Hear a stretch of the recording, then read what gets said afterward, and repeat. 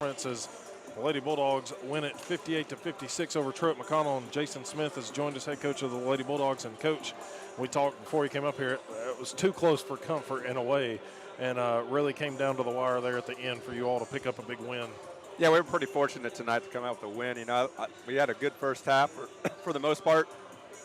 We got a 13-point lead going into halftime, and I think we just kind of slowed down and settled, but it didn't really keep the intensity up, especially on defense.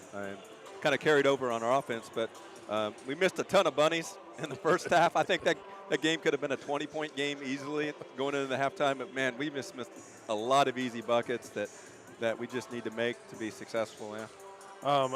You talked about it. I thought the third quarter, Truett came out fired up in the second half, and it was a tale of two halves in a way. You had 7 turnovers at the half. You end up with 17 total, so 10 in the second half. And it was like back-to-back possessions. It seemed to just compound on themselves of the turnovers, and Truett would come down and make an easy lay-in or something like that. So how did you kind of get the girls to regroup a little bit? I'm not for sure I was responsible for that, Jared, to be honest with you. I think the experience of them being seniors at some point just took over, and they're like, it's our senior day, and we're not going to lose this thing. And, Jalea, being our freshman, made a big drive at the end of the game to get to the free throw line, which helped. But, it kind of hurt us a little bit. Courtney was doing a great job defensively on their big girl, their post player that's, averaging a ton of points. And then, the first minute and a half into the second half, she rolls her ankle and hurts it and doesn't get to play the rest of the way. So I thought Julia and Sierra did a pretty good job on her, but she got way more looks, and we had to really double down on her more in the second half than we did in the first half. And that kind of hurt because they were getting kick-out looks, wide-open threes, and they made them, So that kind of hurt us, and then we just went through a scoring drought. Yeah, talking about Brewster inside, and she had at least the first 5 points, if not the first 8 to close to 10 in the third quarter there to keep going, but you all had to double team a lot in the low block, it looked like. But overall, Jalea Lindsay continues to be impressive, as you mentioned. But Anna Crowder tonight, as a senior, and you talked about it just now, you said the seniors decided, I guess, they didn't want to lose their last time out.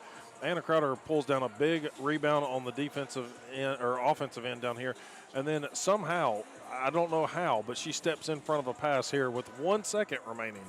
Yeah, she made a play. I talk to her all the time, just go make a play, and she made 2. Big, huge rebound, big steal, and she switched that thing on their inbounds, and we didn't really pick it up on the backside. There was a girl wide open on the opposite corner, which, they didn't see, which was, thank goodness, because she makes that, they win the game, Anna had another night where she didn't really do much offensively, and that doesn't help us. Her and J.C. Powell just kind of struggled offensively, and when those two aren't scoring, it's a challenge for us. It's going to be a challenge for us. But when those two are scoring, and you add in Stone and Jalea doing what they do, we're a tough basketball team. We're going to be a tough out, but we just need a consistent offensive production every night, especially from Anna Crowder and J.C. Powell. If you can watch the film from the second quarter where you outscore them 23-12, that will be the quarter to focus on, and let's repeat what happened in the second quarter. Yeah, I might watch that one before I go to bed. Yeah, just stop at halftime and then just put it away, the rest of it on the film. But we got the win on senior day, which I'm proud of them to do that. They can go out, their last game in the Rob here, that they go out with a win. And those kids have been playing basketball together since they were little kids, and I don't know what their parents are going to do going forward. They're going to be lost, not know what to do. They're always invited back here to Tennessee Wesleyan at any time they want. Yeah, until some of them go into coaching at some point, and then mom and dad will follow them doing that, I'm sure, watching their teams. But you kind of got to regroup now, get ready for postseason. Seeding's still not worked out, but you're in Kingsport, and it's one of those you got to show up and play whoever, but kind of what are you looking forward what are you all going to work on between now and heading to Kingsport? Well, it's interesting because I think we're the 7th seed because we won, and we'll play at 12:45 on Wednesday. Who we play, I think I know who we play, but I'm not going to announce it until it's official, I guess. But, going into conference tournament, it's a completely different animal, and it's a completely different season, to be honest with you. We got to start over 0-0. Every team starts over at 0-0. We go in and you attack it differently. At least my experience, I've won 4 of those things up there at Kingsport. I won 4 of those things. So it took me a while to figure out how to do that, and I think I had I think I developed a good formula, but you still got to have players to do it, right? So we had some good players to win those things. I like sneaking that in there. So you got to look at those things a little bit different going forward. So one is we need to get Courtney healthy and see where she's at. And then, the day is off of rest. That was a hard-fought game. Get them emotionally off the senior day and get back into the gym Monday and refocus them to say, hey, here's a goal that we need to set and here's what we have to do to go win the conference tournament. Right. So I know what the steps are because I've done it.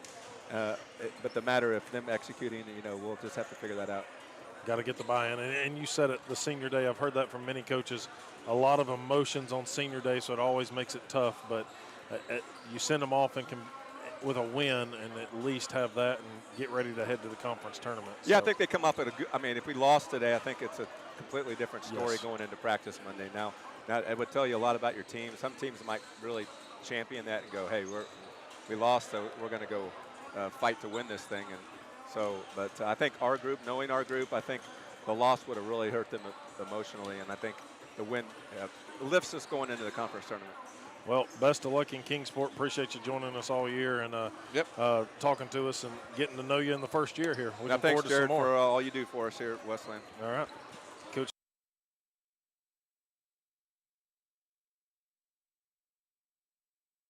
Coming up next week, as Lady Bulldogs do get the win 58-56. We're here pregame of the guys' game. Go ahead and kind of intro some of this. The Bulldogs come in. They, again, have punched their spot into the postseason as well, and they are just kind of determining the seeding going forward for all the AAC schools. The top 10, as far as the teams in it are set. It's just in terms of what the seeding will look like after today's games, because there are a lot of teams across the conference playing in kind of maybe some top 3 matchups there, and so the ability for some teams to jump some others could happen. The best the guys can do, though, is 7th spot, and that's currently where they find themselves, right in front of Truett McConnell, who they face off with today, who finds themselves in a tie for 9th. They are 9-10 in the conference, Wesleyan 10-9. So if this one goes Truett McConnell's way, both teams will finish 10-10 in the conference regular season. But if Wesleyan can do what they need to get done and handle business against this Truett McConnell team that's usually been a tough team for them, they will finish a couple of wins ahead of the Bears and maybe help who they will play in Kingsport coming up starting next week. Coach Randy Casey's sitting down there in his first year, already ready to go and talk to his team as they continue warming up. Bulldogs 11-13 overall. They are 6-4 here at home. They are coming off the road loss at Milligan, 102-73. Milligan being one of those top teams in the conference. And they had 3 in double figures in that game. Our halftime guest from the previous game, Rayshawn Hampton, had 18 points for the Bulldogs.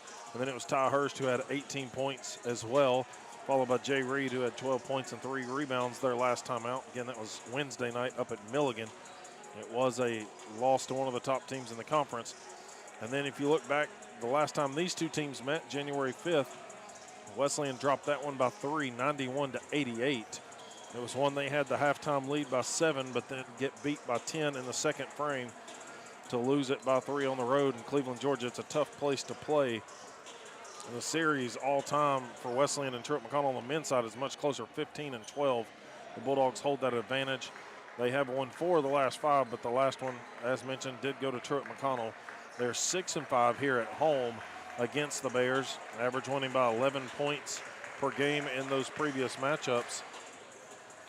In that previous game, it was Amari Young that paced the Bulldogs. He had 19 points, 6 assists on the evening. 14 points by Ty Hurst, 13 by Charles Neverton, 12 points by Stratton Lavorne, and 11 for Rayshawn Hampton. So they had 5 players in double figures.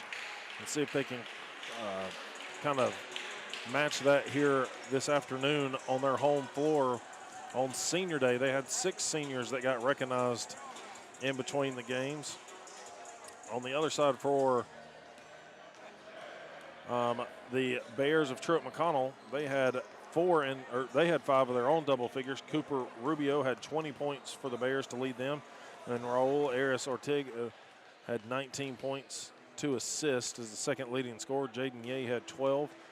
16 points by Miles McCrary and 13 by Amari Joseph for the Bears. It was one in which the Bears shot 56% from the field. Bulldogs shot 51. Both teams in the mid-40s from behind the arc in that previous matchup. And Wesleyan out-rebounded the Bears by 3, 35-32. So these two teams will be hotly contested, as it always comes down to the wire, usually between them.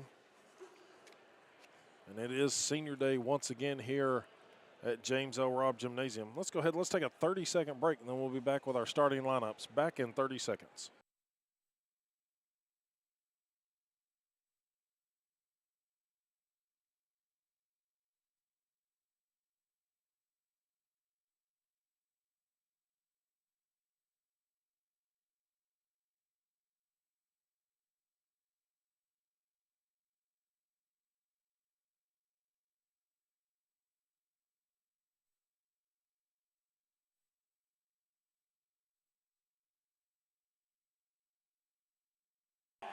WJSQ WLAR Athens, Tennessee.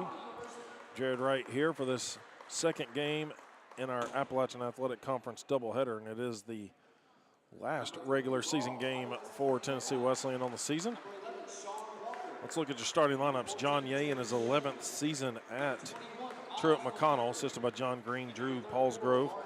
They will start number 3. Raul Arias Ortega, a 6'3" senior wing from Dominican Republic. Number 11, Sean Walker, redshirt sophomore from Atlanta, Georgia.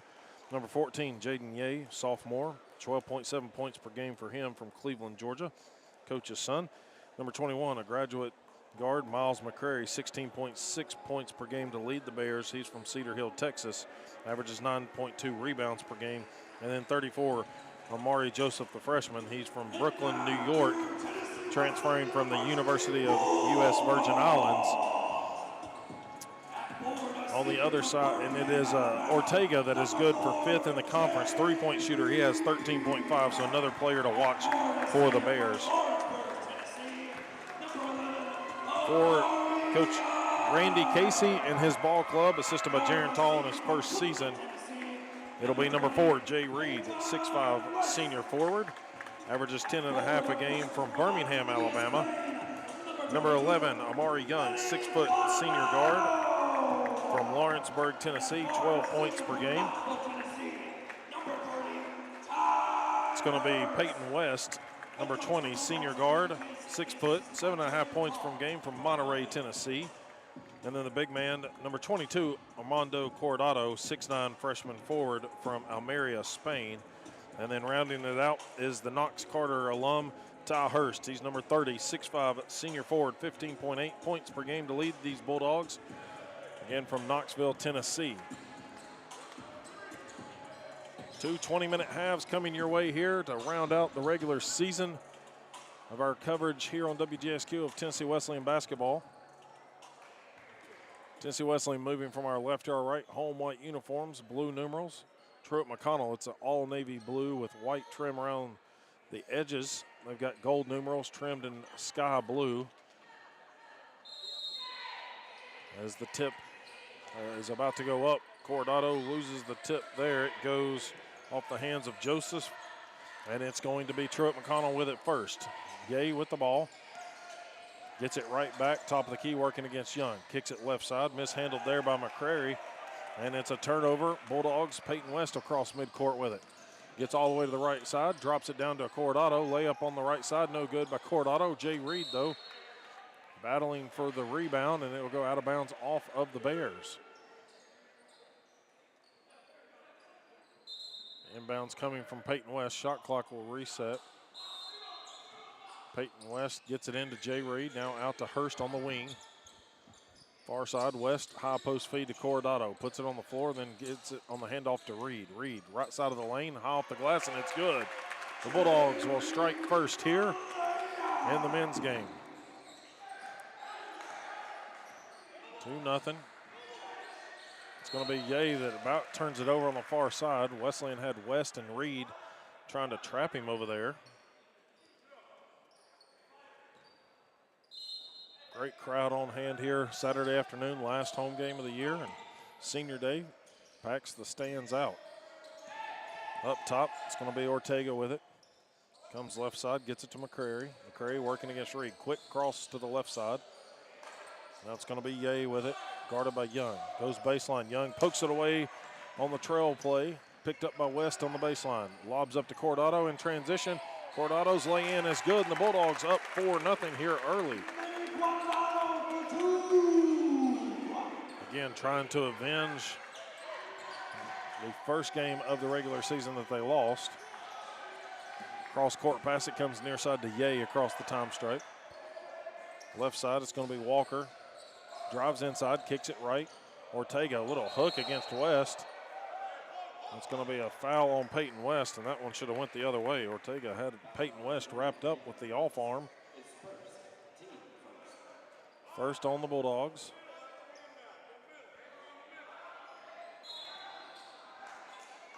Ye inbounding it.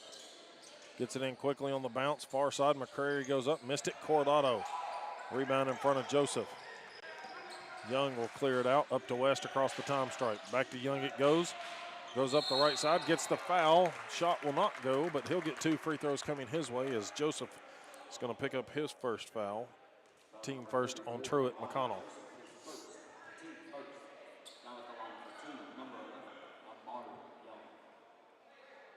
So Amari Young steps to the line. Amari, a 64% shooter on the season. Misses the first one.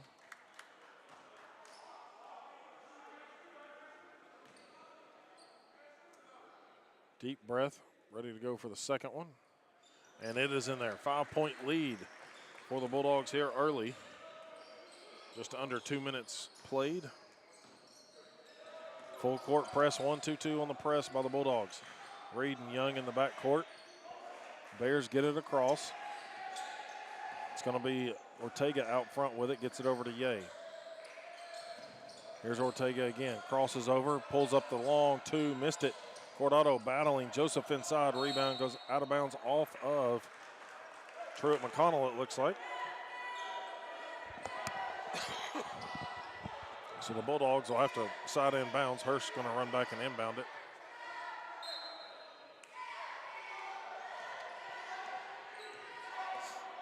Amari Young brings it near side, lobs it into the near corner. West fires the triple, and it's in and out. Looked good the whole way. It just pops back out. Here come the Bears in the front court. It's Walker or Ortega with it. Up to Ye. Ye down low to McCrary. Stolen by Young. Came off the play. Young spins past Ye. Corner pass over to Hurst. This time for 3, and airballs it over the top. Here comes Ye in transition. Kicks it up to Ortega. Ortega lost the handle, trying to regain it. Joseph blocked by Coronado inside. Blocked again, but this time they're going to call the foul instead.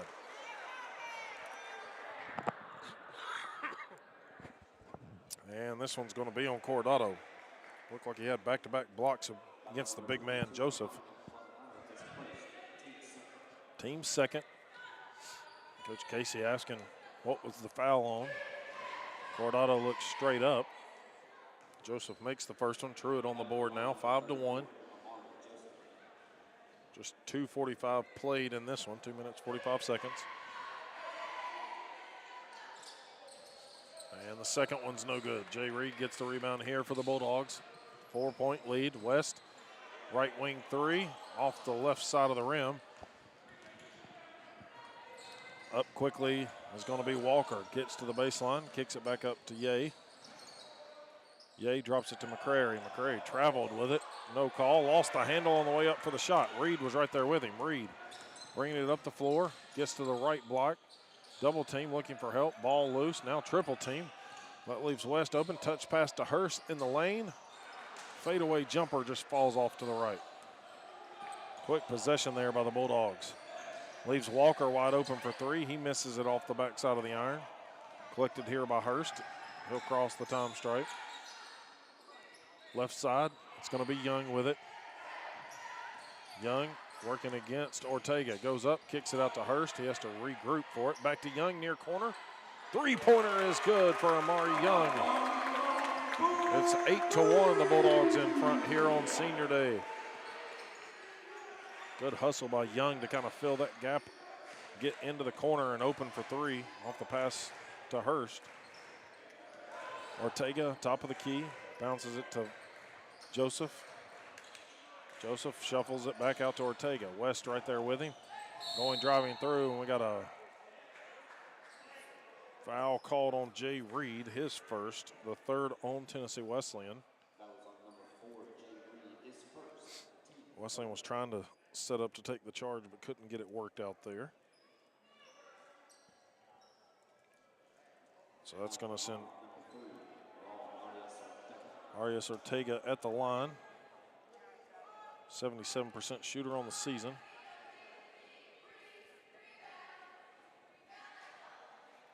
Makes the first one. Both of Truett McConnell's points coming at the charity stripe. Wesleyan's Cordado will check out, and Carradine Hardrick, another senior for the Bulldogs, listed as a junior, but he's been here 4 years. From Deltona, Florida, 6'5". He will check in.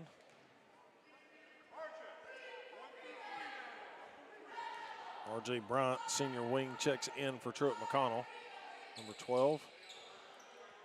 Both free throws are good. It's 8-3. Bulldogs still in front. Left side, Young with it. Gets it to Hurst, right wing. Hurst drives to the high post, kicks it left to Reed. Reed, quick crossover, goes baseline, goes flying in. A blocking foul called on Arias Ortega. That one looked like it could have been a charge, but goes against the Bears, which Tennessee Wesleyan will take and send Jay Reed to the stripe.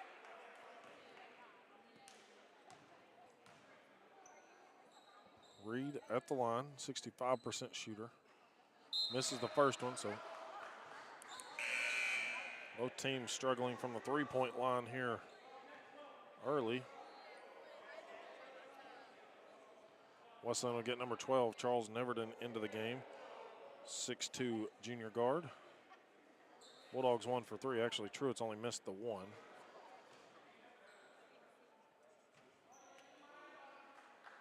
Now we got a break for the, looks like an official timeout, so we'll take it with them. 15:35 to play here in the first half. Let's take a 60-second break. We'll be back in 60 seconds.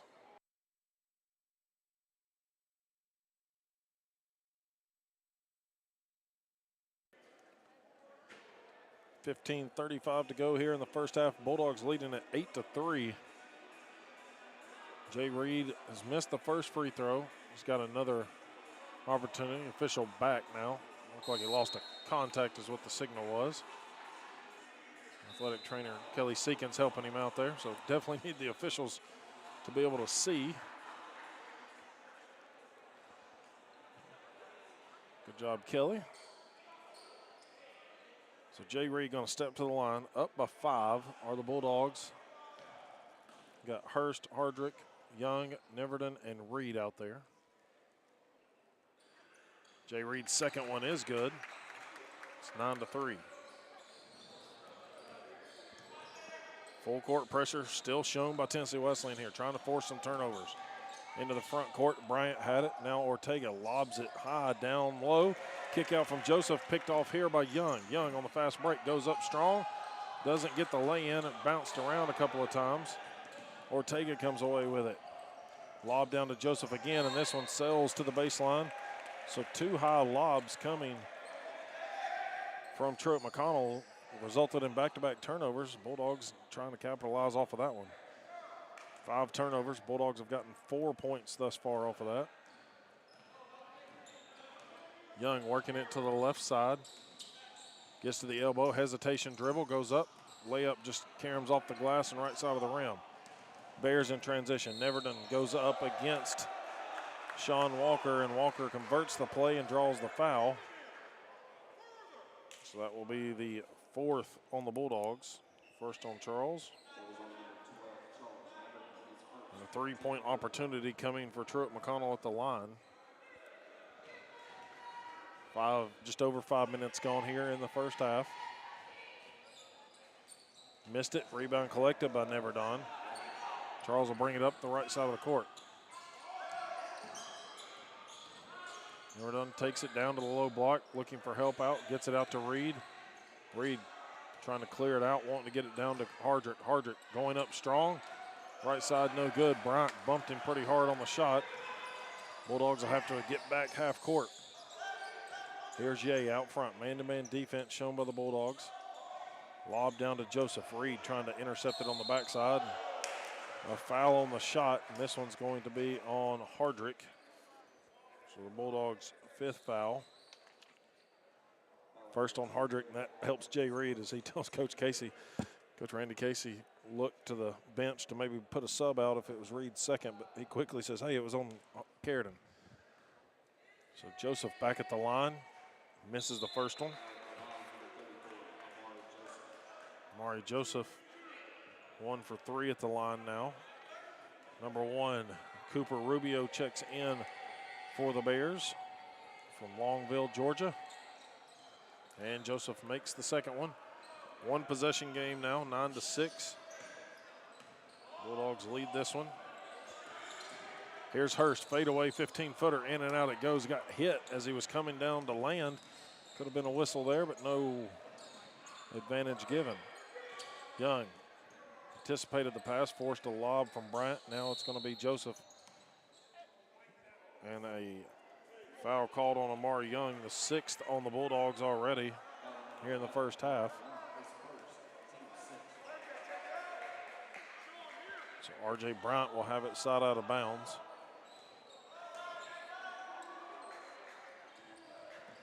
Into Joseph it comes. He'll spin around, freshman forward.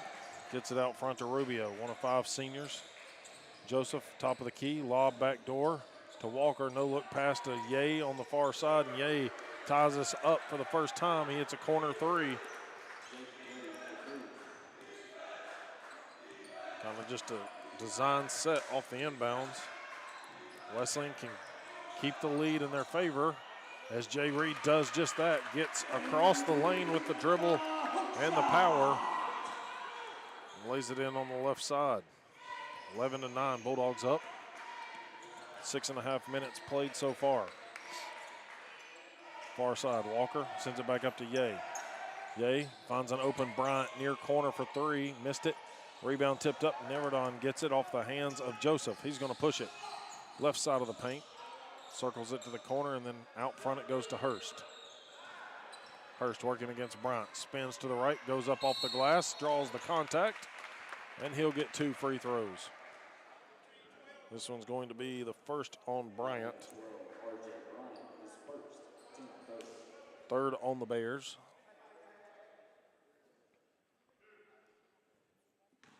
And so it'll send Ty Hurst to the line. First one rattles in and out. Wesleyan's home rims on this right side of the floor. Depot Hill side of the gym, you could say. Been unkind thus far to him. Had a couple of long shots rattle in and out. Hurst's second free throw is good. 3-point game once again. Wesleyan gets Ty Runyon into the ball game. 6-foot sophomore guard in from right here in McMinn County. Number 34, Stratton Lavorne in, 6'8", 6'6" junior guard from Shelbyville, Tennessee. Lob to Joseph. Looked like he traveled all the way down through there and somehow tips it back in on the rebound.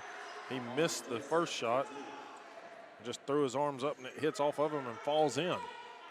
Runyon drop pass to Hardrick on the pick and roll, and Carradine Hardrick has the easiest lay-in of the afternoon thus far. Back in front, they go by 3. Hurst gonna pick up Rubio at midcourt. Help defense by Hardrick. Now Joseph has to run to chase it down. Runyon guarding Ye. Battle of the sophomores down there. Kick out. Hurst got his hand in the passing lane. It'll go out of bounds off of Tennessee Wesleyan. 2 subs coming for Truett McConnell. It will be McCrary returning, along with number 23, Preston Tuggle, another freshman from Loganville, Georgia. A lot of youth on this Truett McConnell team. Only a handful of 5 seniors, a couple of juniors, and the rest are freshmen or sophomores. Left side, Ye gets a screen, takes a three as he steps into it, in and out it goes. Rebound on the floor. It's going to go off the heel of the Bulldogs. And so fresh 20 coming for Truett McConnell.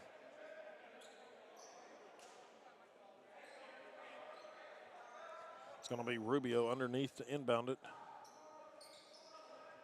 Lob into the front court to Tuggle. Tuggle looking for help, gets it back to Rubio. Now the lob down to McCrary. Lavorne with him. Lavorne got his hand on the shot, blocked it, clear out to Neverdon. Neverdon and Rubio collide. Rubio got a hand in the face. Now Hurst to Neverdon, kicks it over to Lavorne, back to Neverdon. Neverdon for three, in there, the Bulldogs. In front by 6 once again. Rubio's gonna force the stoppage of play real quick, got smacked in the mouth, going for the loose ball, and they're gonna have to get a sub into the game. Kelly Seekin's gonna have to go check him out. Just one of those plays where the pass got lobbed to Wesleyan and defender going for it as well, and just no ill intent. Just one of those collisions that happens. Hurst and Hardrick out of the ball game. Coronado and West return for the Bulldogs. Ye has it. He'll walk it up the floor, 11.5 to go. Double team. Wesleyan faked like they were going to back off, then tried to force some pressure. Aris Ortega gets it across easily. Now goes high post to McCrary. McCrary just keeps it on his hip, looking to lob it. He'll travel with it. McCrary wanted to get rid of it as quick as he could. The Bulldogs will benefit from that. 17-11, they lead it. 11:18 to go in the first. Runyon across the Bulldog logo right at midcourt. Goes right of a screen from Coronado. Now Lavorne on the screen. Pick and pop. Step back three. Instead, he'll pass it down to Coronado, and he's got another one. Man, he lays it in on the right side this time.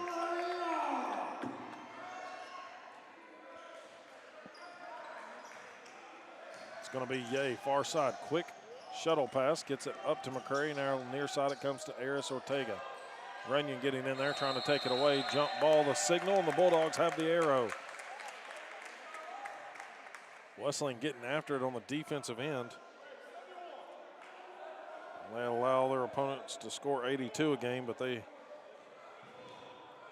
do get after it. 8 steals a game. Bears average turning it over 14 times a game. Already at 7. Near side, it's going to be Neverdon for another three. Missed it. Runyon, good place on the offensive rebound. Put back, no good. Gets a second one. Trying to go up. Ball stripped as he was going up for it. And it's going to be rolled into the Bears' favor. Here's McCurry down low. Quick pass. And the ball lost again off of, well, this time it's going to go off of number 23, Tuggle. Coach A pleading with one official, went to the other one. And it looks like we've got a timeout on the court. Wesleyan up 19-11, 10-16 to play. A timeout on the court. That's a 30-second timeout. We'll be back in 30.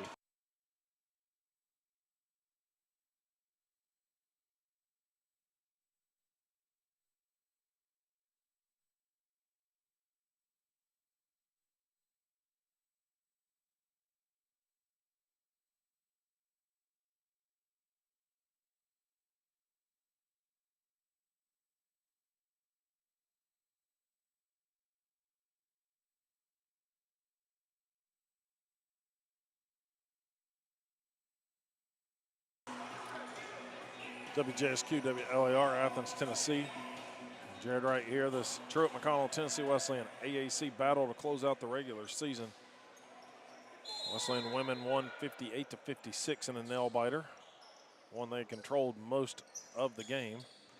Wesleyan men now up by 8, 19-11. That's their largest lead of the ball game. They have it in the front court. Midway through the first half, it's stolen here by McCrary. Fast break, he'll slam it home for 2. And the Bulldogs will have to try to answer back offensively. It's going to be left side, Lavorne with it. Runyon now Top of the key, drives left side of the lane, a lot of contact. He'll get the call on the shot. He's a little bit late, but Wesleyan will take that one. 14, that's going to be Jaden Ye's first foul. Team fourth of the half.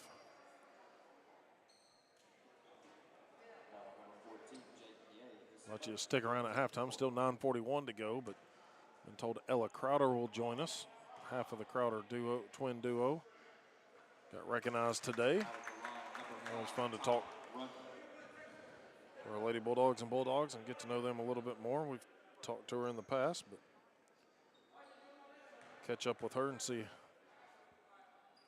how her senior year is going. Ty Runyon makes 1 of 2 at the line there. 20-13.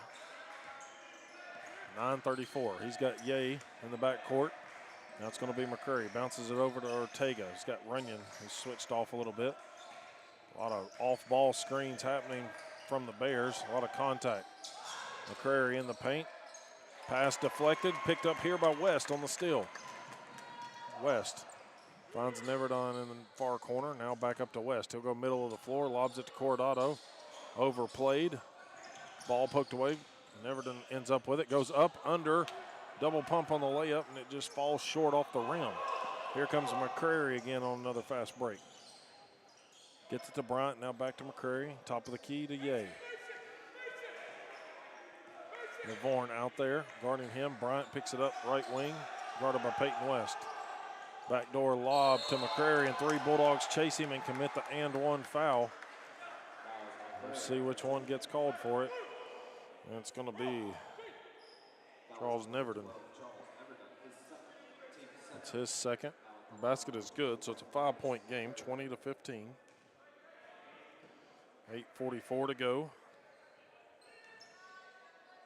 Is McCrary, Miles McCrary, one of the graduates on this team, Cedar Hill, Texas native, 70% shooter. Converts the and 1, 20-16. Bulldogs leading it. Still by 4. Ty Hurst will replace Neverdon. Runyon's going to walk it up the floor. 8:40 to go. Mari Young comes back to the scorer's table now. Coronado hands it to Hurst.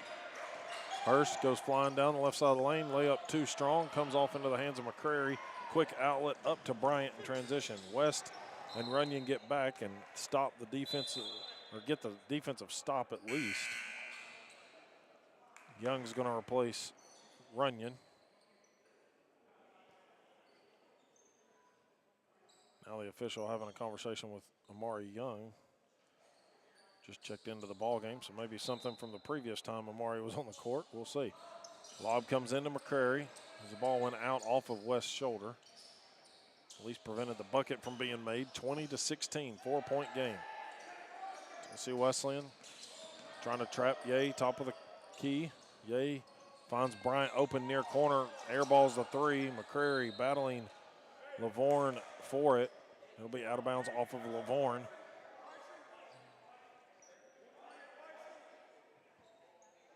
Coach Ye giving out the signals for the Bears. Wesley, the Bulldog mascot, down there trying to distract Truett McConnell a little bit. An offensive foul potentially. Peyton West stood in there to take the charge as R.J. Bryant's going to run over him trying to set a screen. The second on Bryant, 5th on the team.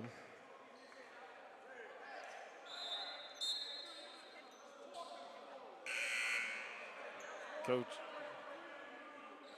A arguing about the call, but Peyton West took the charge. Bulldogs with 8:05 to go, try to push this back up to at least 6. Young gets it to Coronado, hands it off to West, right side. Young fakes the pass, drops it back to Hurst. It was deflected, he'll get it though.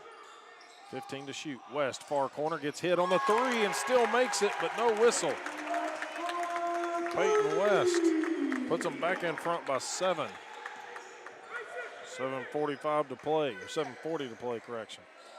Out front, McCrary. High post feed on the bounce to Joseph.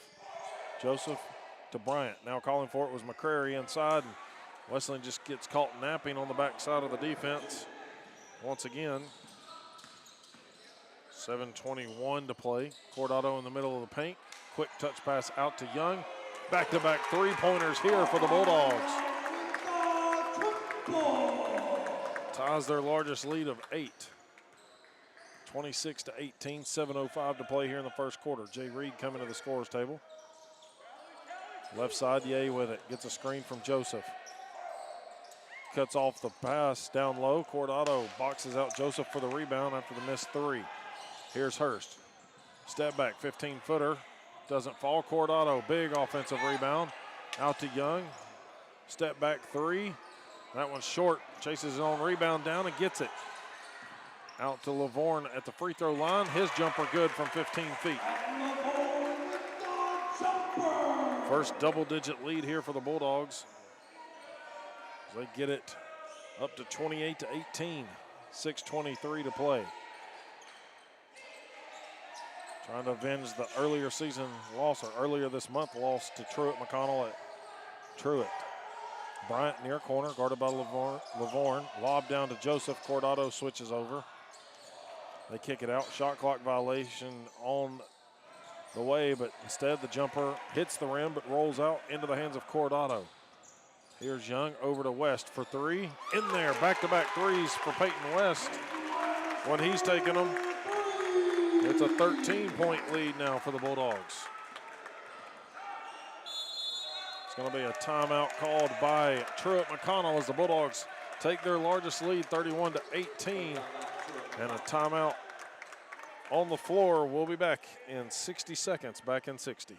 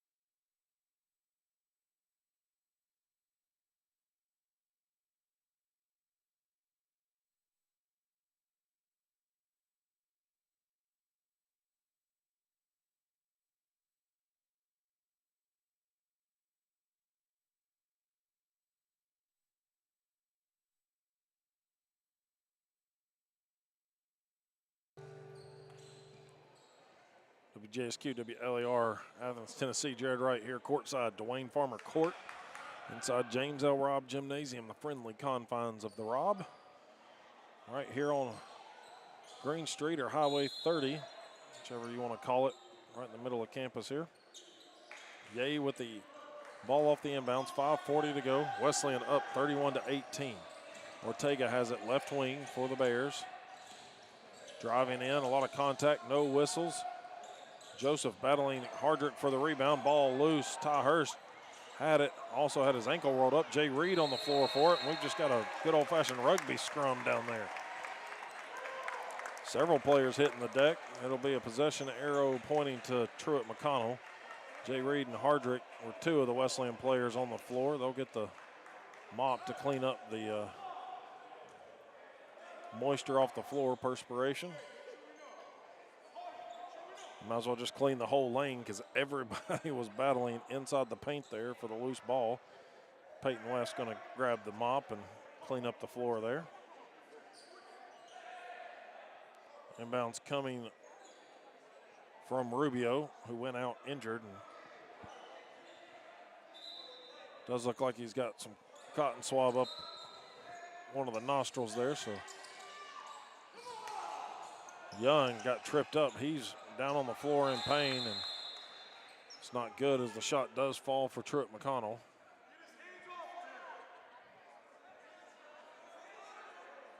Coach A upset with the call, or no call. 11-point lead as Young helped up. Maybe got hit in the eye there. Ty Runyon will check in for him.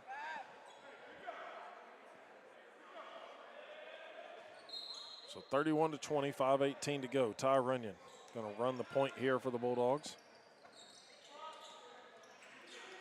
Quick crossover. Ty Hurst Running in the front court. It's Reed with the ball now. Top of the key, between the legs. Quick crossovers.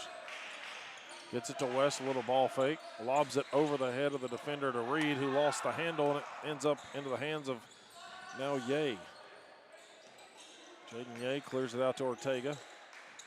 Ortega right wing looking for some help. Rubio cuts through the middle of the lane. Instead, it's McCrary with the ball. Bounce pass over to Ye. Pulls up, 15-foot spinning jump shot, no good. Rebound tipped away from Joseph, over to Reed, now to Runyon. Runyon, long bounce pass down to Hardrick, pinned against the backboard. Should have been a goaltend, no call. McCrary goes up against Reed, missed the shot. Ball bounces off of several players, and Joseph comes away with it here for Truett McConnell. The Bears cut it under double digits. Once again, Wesleyan was up by as many as 13 just a few moments ago. Missed shot by Hardrick at the top of the key. Here comes Jay. Gets it to Ortega. There's Ortega. Sends it right side to Rubio. Rubio looking around. 5-second call had started. No whistle yet. Instead, it's a pass down with the elbow extended to McCrary, trying to back Reed in. Fadeaway jumper off the spin, doesn't work. Here comes Runyon with it, up to Reed. Reed, right side it goes to West. Three-pointer for Peyton West, in and out. Hardrick gets it right back to him off the offensive board. Peyton West makes good on it the second time. 12-point lead, 3.5 to go in the first. Rubio trying to get around Runyon, pushing off, moving screen by Joseph, no call. 15-foot shot, no good by Rubio. Cleared out to Hardrick from West, now to Hurst. Hurst up and under the defender and Ye, and converts it. 5 quick points by the Bulldogs here. 14-point lead, the largest. Jaden Ye up the floor looking for some help. Wesleyan applying backcourt pressure. Ortega goes flying in, trying to draw the contact, doesn't get it. Shot off the mark. Runyon chases it down. Bounce pass over to Reed. Reed no look to Hurst, up and under, reverse layup, no good. Hit the bottom of the rim. Here comes Ortega. Ortega tries to go flying in. This time it's going to be a foul on Hardrick. Second on Carrington Hardrick. Be the 8th on the Bulldogs, so Ortega will be at the line. 2-shot foul anyway. Cordado coming back to the scorer's table.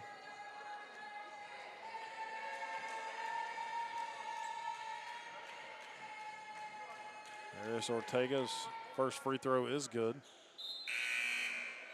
36-23. 2:41 to go here in the first half.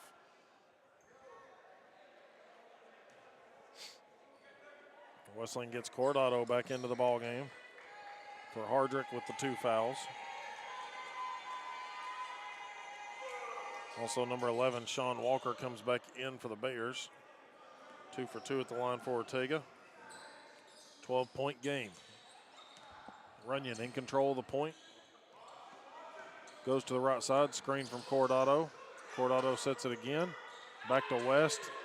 Three-pointer on the way for West. Undercut a little bit, missed it. Hurst battling for the rebound. Ball tipped up. Walker comes away with it. And then a foul called, we'll see, on Peyton West. That one he got tangled up. That's going to be the 9th team foul. Coach Ye still upset. The foul went against Wesleyan, but Coach John Ye upset. So Peyton West has got 2 fouls. Lavorne will enter for him. That looked more like a tie up there. Nonetheless, it's going to be Rubio bringing it up the floor. It's the 9th on the Bulldogs. I'll count it on the offensive foul type, so no shooting foul. Drive by Rubio. Goes baseline, pass deflected. Reed picks it up. Cordado got his hand in the lane. Here comes Reed. Reed spins. Finger roll no good. Ball tipped out. Lavorne trying to save it. Instead, Walker's going to run him over, and Lavorne is going to get called for the foul in transition. Bulldogs committing several fouls here on back-to-back possessions. That's a 2-shot foul because they're now at 10 team fouls. And it's going to be Walker at the stripe, 56% shooter on the season. 1:52 to go, 36-24, Bulldogs in front. Make that 25 now for the Bears.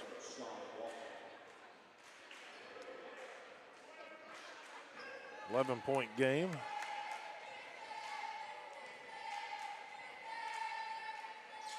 Walker's second one is good as well. That's 4 straight points by the Bears. 36-26. Wesleyan's Coronado, top of the key, gets it to Reed on his right. Left side it goes to Runyon, lob down to Coronado. Hands off to Lavorne. Lavorne drives, slips a little bit, kicks it to Reed, now down to Coronado. Coronado, a little ball fake, trying to body up, now into Lavorne on the pass. Lavorne gets the shot off and draws the foul. It's tough to do down low, not a lot of real estate, but Coronado gets a big pass over to Lavorne, who goes up for the shot. So Stratton Lavorne will step to the stripe, 87.5% average. Misses the first one. Got to make some free throws. Bulldogs now 4 of 9, 44%. Truett 9 of 12, 75%. Second one is good for Stratton Lavorne. 37-26. 1:26 showing on the clock. Rubio looked like he traveled with it. Now Ortega has it cross court. They get it across the half line to Ye. And Jaden Ye, Coach John Ye's son. They send it right side. Ortega for 3. In and out. That one goes off the glass and into the hands of Jay Reed. Reed crosses the time stripe, lobs it down to Coronado. Got ran over by Walker, no call. Coach Casey upset, just wanting them to slow it down. Ortega gets fouled hard by Reed on the shot. Ortega kind of jawing back at the official for the call. The shot wasn't close to going in, so it wouldn't have mattered. Arias Ortega will step to the line. 54.6 showing on the game clock. First free throw, no good. Wesleyan's going to get another senior into the game right here. Number 3, 6'2", senior guard, Deshaun Jones from Stone Mountain, Georgia. Spent 2 years here with the Bulldogs. Transferred in from Point University, used to be a member of the AAC. Ortega's second one is good. Back to a 10-point game, 37-27.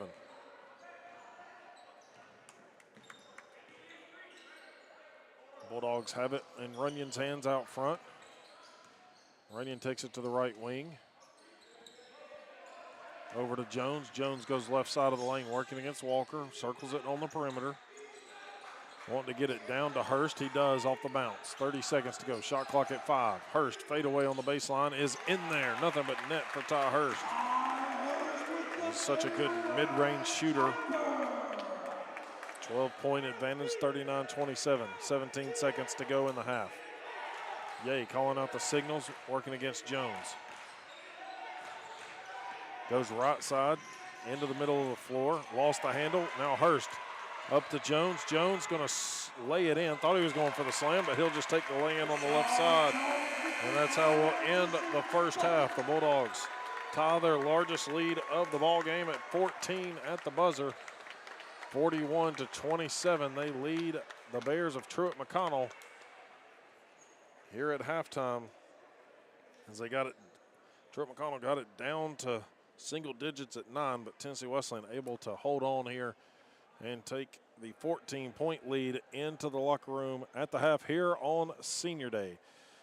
Again, the Bulldogs trying to make the sweep on the afternoon against Truett McConnell, as they will head to the locker room and try to extend this lead in the second half. But right now, let's go ahead. Let's take a 2-minute break, and then we'll be back with some stats and an interview with Miss Ella Crowder, who joins us back in 2 minutes.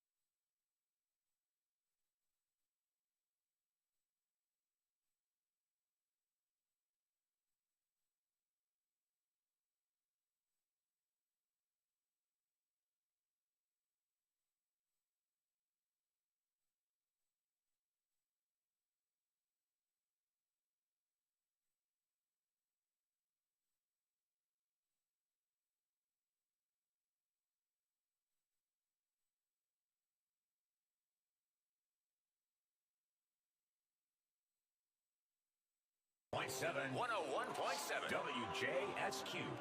Back here at halftime of the men's game, Tennessee Wesleyan up 41-27. They have led the entire way. We were tied up one time at 9 apiece about, let's see, 3 or 4 minutes into the first half. But they have not looked back too much since that time. Have led by 14 two different times. They're going to try to use the second half to close this one out.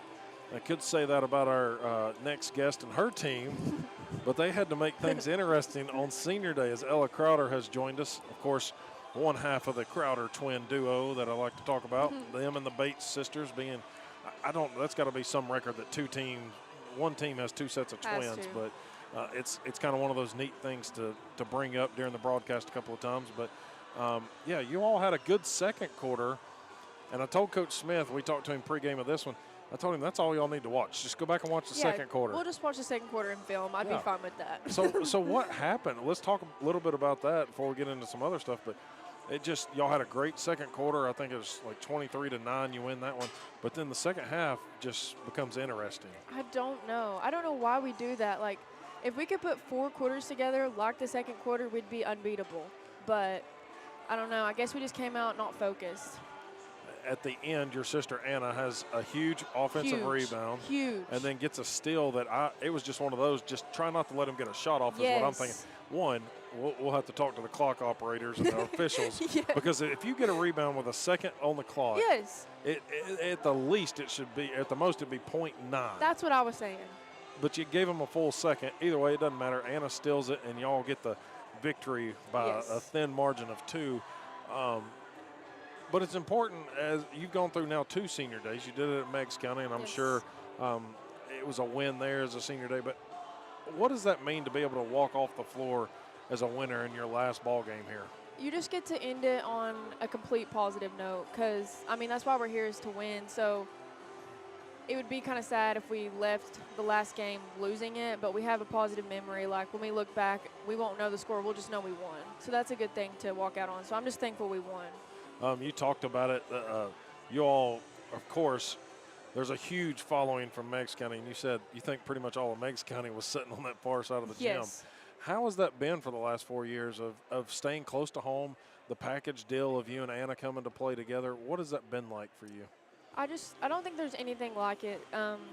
Wesleyan is I feel like it revolves around family, and Coach Rice, I mean, he recruited locally, and we know that, but when it comes to days like this, you become so thankful for that because you have so much support, whereas if we recruited from way out on senior days, who knows if we'd fill the stands like we do. So it's exciting to look over and see people that you went to school with your whole life at your senior day for college. Like, that's pretty rare. Yeah, it is. You might get the family, and that would be it, versus getting literally a whole community to watch. Really, I say you 4 seniors that are moving on, but there's also you got Julia Howard and Tally Lawson. So it's just continuing the Meigs County pipeline into Tennessee Wesleyan, which, hey, burn up Highway 30 with some cars coming over. We'll take it. And Coach Smith is taking over for Jeff Rice. He kind of echoed that in at least one of our postgame talks this year about having, you want to keep local kids on the team because it keeps people involved. It gives you all an opportunity to play at the next level and close to home. So talk to us a little bit about playing. I asked Anna this question. It's a loaded question, but as she's sitting over there maybe making fun of you, I don't know, taking the picture, I guess, for the Instagram there. But what has it been like playing, one, with your sister and your high school teammates, but also maybe another set of twins and what that dynamic's been like? It's also extremely rare to say that you've played with your twin sister from when you were 5 years old all the way until now we're 22 years old. That's crazy to think about. And then to share that experience with the Bates, who are our age too, we have someone we can relate to, whereas most twins don't have that on a basketball team. So it's been the best. I have no complaints. I'm so thankful to be here. Do y'all see similarities? Is there one that's more like you? Yes. Like, okay, what there's is that like? There's always a mom twin, and there's always one that has to make sure that her mom's with her. So, like, I'm like Anna's mom. She can't go anywhere without me. It's the same with Lexi and Sierra. We're just very dependent on each other, but it works out. Obviously, when talking about you come over with JC, Anna, and then Jacelyn Stone, and yourself being 4, but you see Tally and Julia come. What does that mean, and how does that feel to see the success of Meigs County continue, Oh, it that you just can warms play at my the next heart. level? I love Meigs County. I'm forever indebted to Meigs County. It's just that's what brought us up here, and to see Tally and Julia, like I played with them when I was a senior, so it brings back so many memories, and it makes me thankful. And I'll be coming back to watch them, support them. It's always good to hear. We joke because I think your sister Allison was here last week, and I'm sure she was here today. There's so many people I know. couldn't pick them out of the crowd, I know. but that was kind of the same thing of carrying on that tradition and that legacy, and getting to see former players come back and support the current class. And of course, Allison playing here might have had that influence on you and Anna coming to play here. 1,000%. So obviously, being a student athlete, grades are important, studies are important. I know Anna talked to us about education, kind of working on her master's. What's it like for you, kind of what major-wise and where we at? So I'm doing special education. I'm student teaching right now. So that's a lot. On top of basketball. Yeah, so I'll student teach all day long and then go to practice, or if I have a game, I go to the game. So it's like you're doing a full-time job with no pay, but that's okay. But I'm enjoying it. I'm loving every moment of it. Now, where are you at? Student teaching at Riceville, so Riceville, it's local. okay. But, yeah, it's a lot, but I'm managing. What is there, obviously with special ed, are you kind of student teaching in a classroom, or are you with a certain group of students? Maybe? Okay, so not to get technical, but it's called special ed intervention. So I'm in a classroom and they pull kids out all day long. So I work with kids for like 40 minutes a day, and it's K through 8, which I love that setup because you get to see all ages all day long. So I love it. Now, planning on pursuing the masters, or kind of what's the thought not there? Immediately. I might try to get my foot in the door somewhere and teach and make sure like that I really want to do that before I pursue a master's, but I could see that in my future for sure. Want to stay in McMinn County maybe, or you're going to go head back home to Meigs County? I love Meigs County, so anywhere in Meigs County that would take me, I would be there. I'm sure there are plenty former educators and administrators that know the character that you and Anna have, as well as all these Meigs County former Meigs County players have, and would take you back in a heartbeat. And you never know, somebody decide to retire, it opens up a spot, and put your name in the hat and see what happens. Any thoughts of getting into the coaching world? I'm going to need a minute maybe to breathe after these years of basketball, but I could also see that in my future too. That's always one of those questions. I know it's redundant for a lot of us that talk here, but it's one of those that you've got a lot of players that want to give back and get involved in the game. And J.C. Powell, actually, I think was probably one of the funniest answers. Of course, her What'd dad, she say? Jason Powell, she said, "I need a break from the game." I could see that she needs a break. She said it's eat, sleep, and breathe basketball for her entire life. It has been for her. With her dad being a Hall of Fame coach. Oh, absolutely. And the success y'all had at Meigs County. So she's like, yeah, I'm going to need a break. Well, I get that. And me and Anna both, I had some of my girls that came tonight that I train on the side. So it's one-on-one. So I'm still kind of coaching, but just not in a full-out way yet. But I could see that in my future. There's, you pick up a community league, the Max Davis League over in Meigs County. That's a good league. You pick up a team and coach the youngsters, and it's not as full-time as being a head coach of a program. But when you reflect back on your time here at Tennessee Wesleyan, as we're talking to Ella Crowder here, halftime of the men's game, is there a moment that stands out for you that you will remember as the best? Maybe not the second half of today's game, but is there something, even a trip or something that sticks out to you the most? Wow. Put you on the spot there. That's a lot. Yeah, I've been thinking a lot. I don't know. I mean, today, even though it was a lot, walking off the court with the same girls that I walked onto the court with to begin, that was a lot. That was very surreal. So, I don't know. I mean, all these moments here have been special. So many. I don't even know. I don't even know. Well, and you also, that's I guess the bright spot of playing in collegiate athletics is there's a tournament to go. Yes. And Coach Smith and I, we've talked about it a couple of times. He's had success in Kingsport. Yes. Granted, different school, different circumstances, right. But when a coach has been there and has success at that level, but I also have to know that you all, at least as a core group with the 4 from Meigs County and really the Julia and Tally as well, throwing those 2 in there. The success that y'all had in the postseason run in high school basketball. Yes. Because I got to cover some games really before y'all got to Wesleyan, filling in for then Johnny Kaufman. It was usually a region final game is what it felt like against McMinn Central. It never failed. Always. But y'all have had that postseason run, and you know what it takes to win. So what do you all have to do to get ready for that coming up this week? I just think we need to put all of our focus in on just one more game. We don't need to look ahead to, okay, well, when we beat them, we have to focus on the game at hand, which that's what we did in high school, and we've got to be confident. We played under pressure before, so this isn't anything new to us. Well, I have no doubt that y'all can go to Kingsport and make some noise up there. Yes. There's a lot of teams, as you said, if y'all are playing the right way, like you did against Columbia Saturday before, 83 points, and that one was an easy game per se. Y'all can go up there and take care of business. So, well, Ella, it's been great getting to call games now.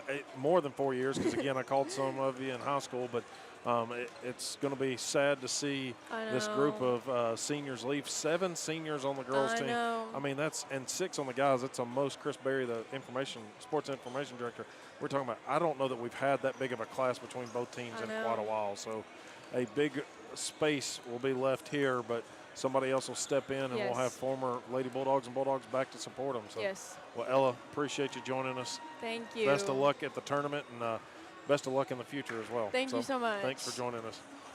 Ella Crowder, senior here for the Lady Bulldogs, as they will head to Kingsport next week to start the Appalachian Athletic Conference tournament from the Meadowview Convention Center and see if they can make some noise with a coach that has had the experience of winning several up there, and also some players, even at the high school level, though, have had success in the postseason. Again, we're at halftime here. The men up 41-27. Let's look at your first half stats. Tennessee Wesleyan shooting 43% from the field, 15 of 35. From behind the arc, they're 50%, 6 of 12. On the other side, Truett is 33%, 8 of 24 from the field, 1 of 7 from behind the arc, 14%. Truett McConnell does shoot 35% from the behind the arc, so under that average pretty well. Free throws, 5 of 10, 50% for the Bulldogs, 10 of 14, 71% for the Bears. Bulldogs have only turned it over 3 times. Truett McConnell has turned it over 12, and the Bulldogs have gotten 11 points off of those turnovers. And then the rebounding category, Bulldogs out-rebounding them by 2, 20-18 currently, it looks like. As Tennessee Wesleyan has also assisted on 10 of 15 made shots, so sharing the ball very well here this afternoon. Trying to close out senior day. They've had 8 steals on the afternoon as well. Looking at your leading scorer, it is Peyton West. He's knocked down 3 of 7 from behind the arc. That's the only place he's shot from. He's got 2 rebounds, 2 assists as well. And then second leading scorer will be Amari Young with 7 points. 7 points by Miles McCrary to lead the Bears on the other side. He's got 2 rebounds. Jaden Ye, the point guard, has 5 rebounds to lead the team in that category. So out of the halftime break, it's Tennessee Wesleyan's ball first, again leading by 14, their largest lead of the ball game. Left side, it comes to Hurst. Going to quickly extend that to a 17-point lead with a 3-ball. 17-point lead now. 30 seconds here into the second half. It's going to be Ye out front. Tennessee Wesleyan baseball score update. They won game 1 10-1 earlier and just won the second game 21-0 over Columbia International. So big start for one of the top teams in the NAIA. Preseason number 1. The Bulldogs rolling here at home. So this spring you have to get out and check out Coach Billy Berry and his ball club. So Truett McConnell's ball under their own goal. Shot clock did reset to 20 after the miss. Inbounds comes quickly to Ortega. Takes a 3 near corner, and he answers the Ty Hurst 3 with one of his own. Now quickly up to Hurst. Hurst got tripped up on the baseline. The foul called. Hurst had the fast break there. Walker's going to pick up his first. Team first of the half. Inbounds comes in. Hurst gets it in the low block. Now brings it back out front. Now to West. Bounces it down to Cordado. Cordado back to the basket against Joseph. Sky hook is good for the Spaniard.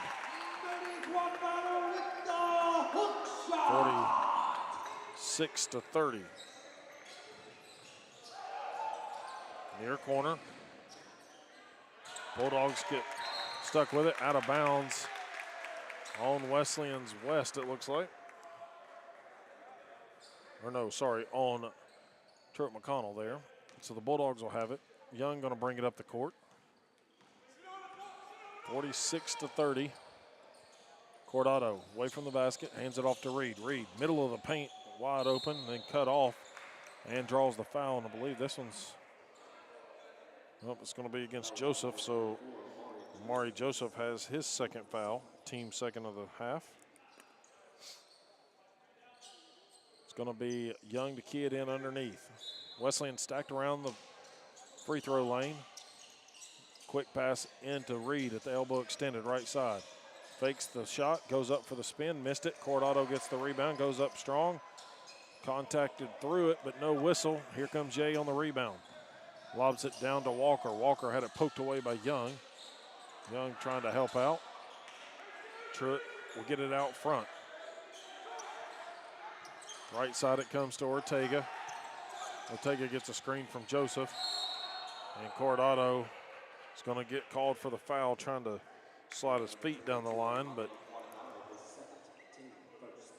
it's going to be his second, team first of the half.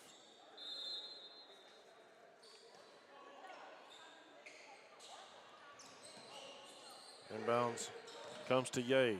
Ye lost the handle and slid it over. It rolled over into the hands of McCrary, who airballs a three from the far corner. Here's Hurst. Left side of the paint, kicks it out to West. West a head fake, step back, just in front of the free throw line, misses the jumper. First time he's taken a shot inside. Over the shoulder pass, it goes to Ortega, far wing. Baseline, he's falling away and out of bounds. It goes off of Cordado. Ortega hurt a little bit there. Coach Ye pleading with the official that it's a foul, but Cordado just sliding his feet with him the whole way down the baseline, trying to keep him on the baseline. Didn't force him out.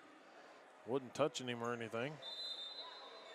There's Rubio coming back in for Ortega.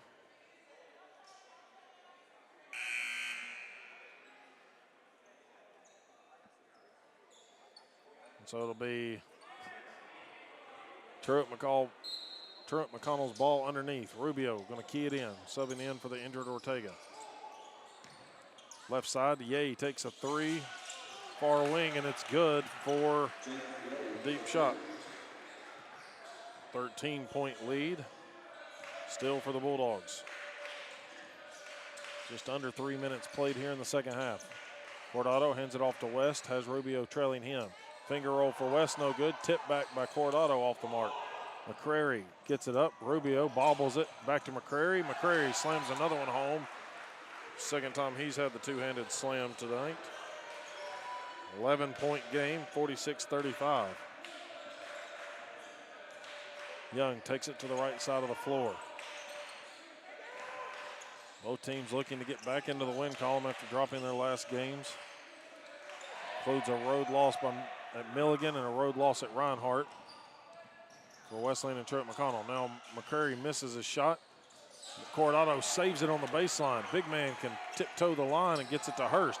Hurst tripped up by McCrary and no foul called. McCrary gets the lay-in and the Bulldogs lead is down to 9 once again. Saw this with about 4:15 left in the first half. Bulldogs then rattled off a little bit of a run of their own to close it out on a 10-5 run in the half. Hurst high post feed to Reed. Reed backdoor pass to Hurst. Hurst fade away on the baseline, no good. Ty's shot just off the mark. Going in, Ye's layup no good. Ball tipped around. Reed comes out of the baseline with it. Instead, he has to save it, and West has it poked away. Bulldogs basketball. Charles Neverton will check in. Carrington Hardrick in for Coronado. And it looks like a timeout called by Coach Randy Casey here. Bulldogs up 46-37. 15:45 to play with timeout on the court. We'll be back in 30 seconds. Back in 30.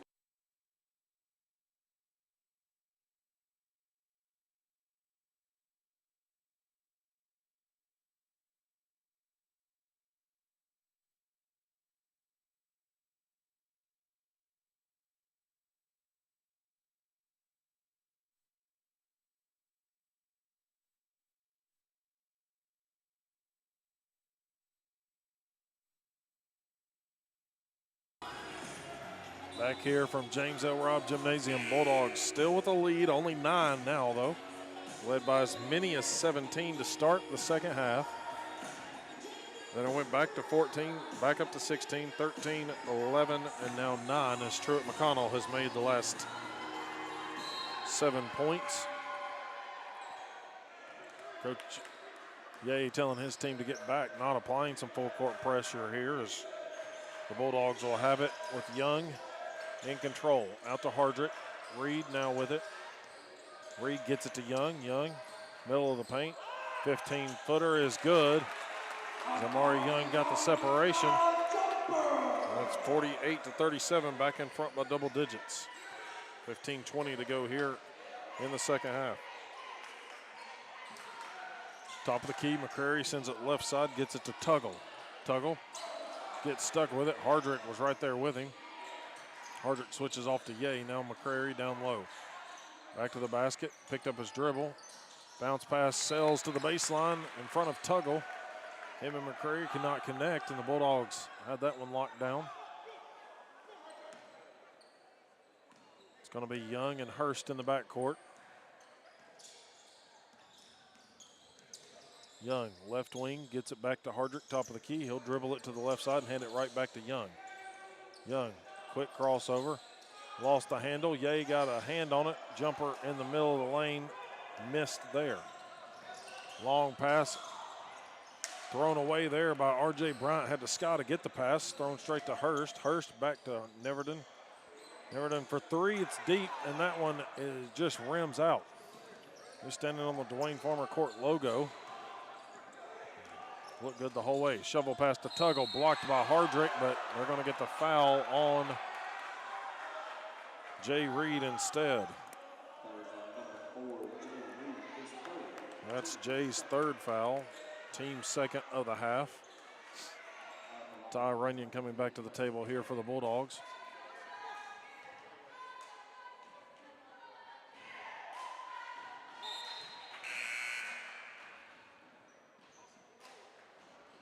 First free throw is good.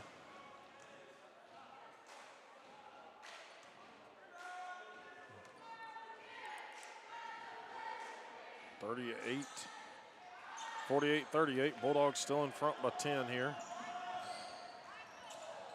Runyon, Wesleyan throws it away. Actually, they're going to say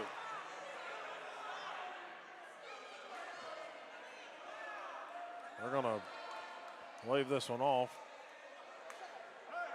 LaVorn will check in.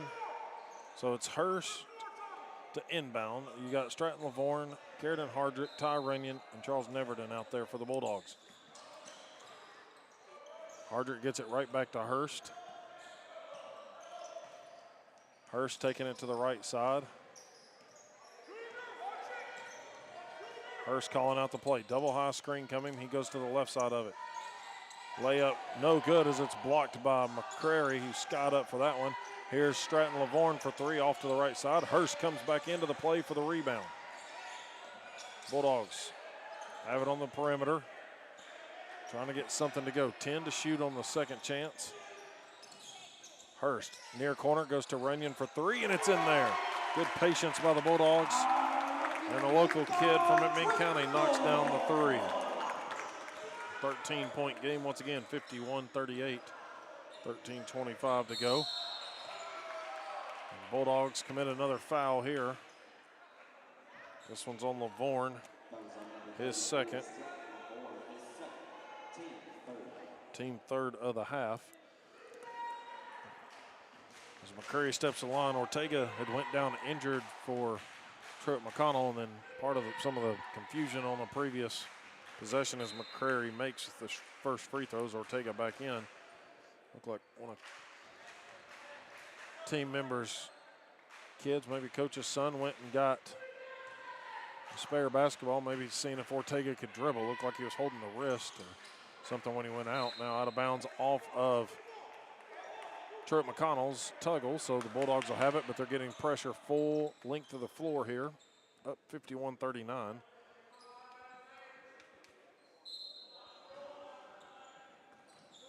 Inbounds comes quickly to Hurst, gets it up to Neverton. He goes up against McCrary. A lot of contact, no whistle. Letting them play here in the second half. There's Ortega with it. Goes middle of the floor, left side of the lane. Finger roll hits the front of the rim, falls off. They turn it over. Bulldogs Runyon has it, and Ortega is going to pick up another foul. His second, team third of the quarter. Ortega asking the official for an explanation. Bulldogs will have Hurst to inbound it. Joseph's going to check in here for the Bears. He'll replace Tuggle. Only a couple of players for Truett McConnell had heights listed. Joseph not one of those, but Hardrick listed at 6'5", and he's right there eye to eye with him. Here's Ty Hurst controlling the play. Gets across the time stripe, goes right wing, Charles Neverton. Neverton takes it to the left around a screen from Lavorne. Lost the handle momentarily. Gets the pass off to Hurst. Hurst spins it back to Hardrick. Hardrick left side of the paint. Finds Stratton Lavorne far corner. Lavorne drives in. Comes to a jump stop, looking for help. Fade away, and he gets fouled on the shot. Good job by Lavorne to spin into it and get the jumper off. R.J. Bryant's going to pick up his third foul. Team fourth. That's going to send Stratton Lavorne to the stripe. Lavorne 1 for 2 there tonight. Coach Casey talking to Carradine Hardrick in the backcourt there. Bulldogs make the first free throw there. 52-39. 13-point game. Jones back in here for Ty Hurst. Sean Jones will step in. He'll replace Runyon at the free throw lane. Runyon will go to the backcourt with Hardrick. And Lavorne converts both at the line, 53-39. Trying to close this one. Still a lot of time left, 12.5 minutes to be exact. Joseph, cross-court pass, it comes to Rubio. He'll step into a three. Joseph tried to save it, gives it to Ortega. Ortega, layup is good, and the foul. And the foul is going to be on Hardrick. That's Carradine's third. As Ortega hit the deck again. Kind of wincing in some pain as he steps to the charity stripe. 12:17 to go. 17 seconds rolling off between points.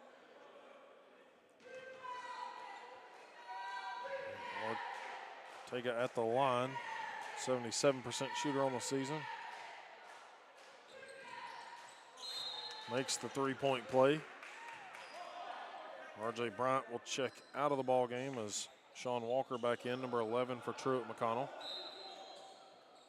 11-point game, 53-42. Runyon Lavorne in the back court. Playing pass and catch, just kind of token pressure there. Nothing really in the face of the Bulldogs yet. Here's Jones around the top of the key. Gets it over to Lavorne, left wing. Lavorne steps behind the screen from Hardrick, and he drills it. Carradine Hardrick just stood there and let him shoot behind him, and it worked out perfectly for the Bulldogs. 14-point lead once again, 56-42. Bulldogs about forced the turnover. Now Runyon got his hand on it with the foul called here on the Bulldogs.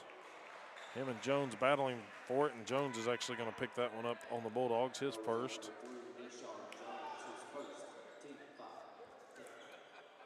Team fifth.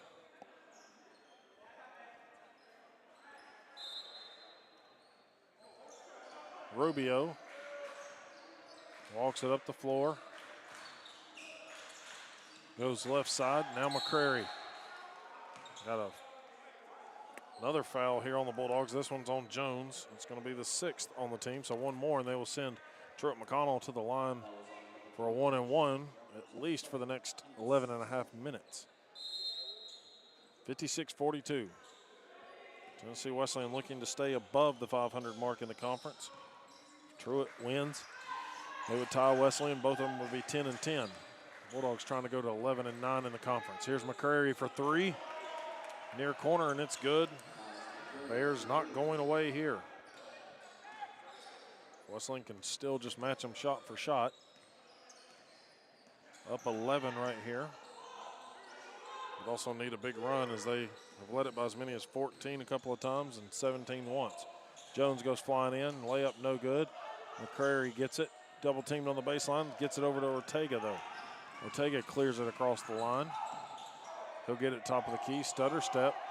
Extra pass goes to McCrary, wide open for three and back-to-back for McCrary. And timeout called by Tennessee Wesleyan with exactly 10 minutes to play.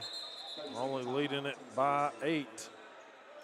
Exactly 10:50, sorry, to play. 30-second timeout. We'll be back in 30 seconds, back in 30.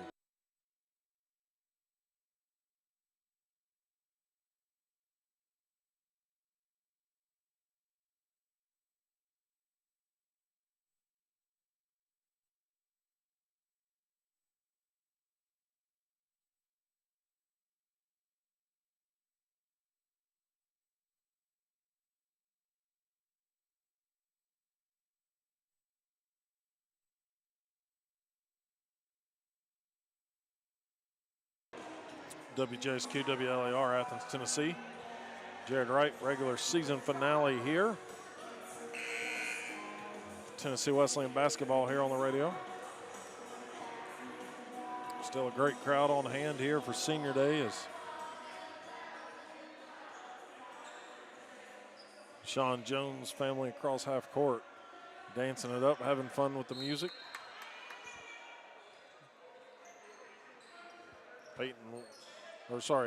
Ty Hurst going to inbound it. It's going to be Runyon bringing it up the near side. Gets by past Ye. Bounce pass over to Reed. Reed, baseline feed to Neverton. Neverton's three is good. So the Bulldogs answer the three by McCrary with one of their own. 10 and a half to go, up by 11 once again. Joseph fakes the handoff instead to Rubio. Now gets it to Ye. His step back three, glances off the right side of the rim, and then a foul on the Bulldogs. Coronado on the rebound. His third, team 7th. So 1-and-1.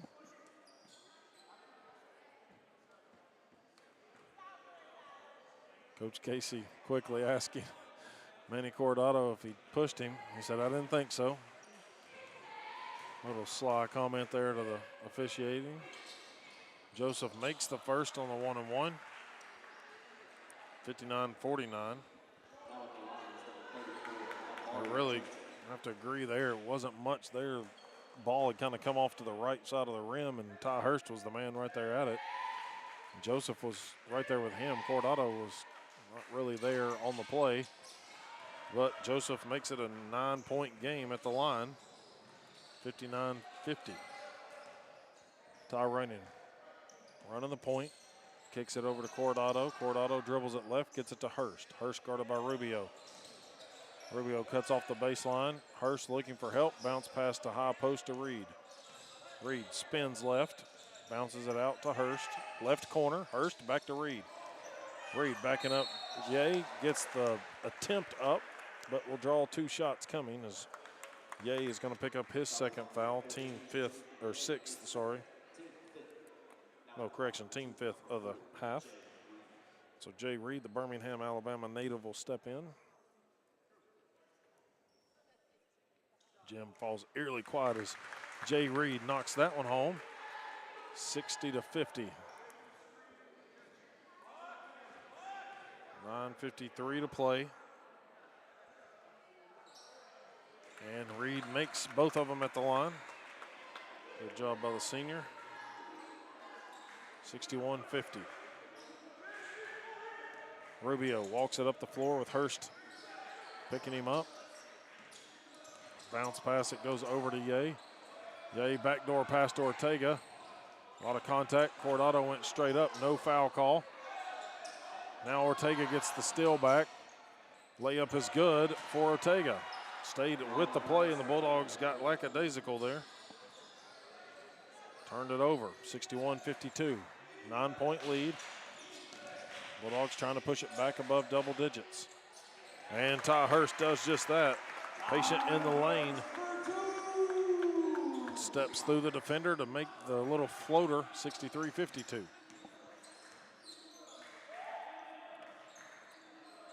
It's going to be a pass to Ye out front. Drive here by Walker, finds Ortega near corner for three, left wide open. Once again, the Bulldogs help defense overplaying a little bit. It's an 8-point game, closest it's been in at least a couple of minutes. Out front, it's going to be Hurst. Gets it to Cordado, back to Hurst it goes. Hurst, left side of the lane.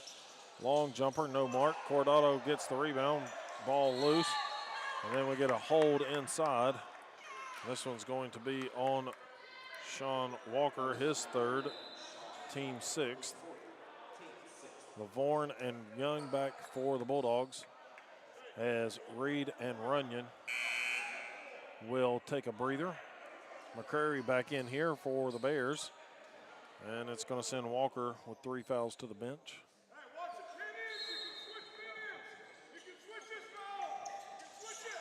Left side, Young with it, ball fake.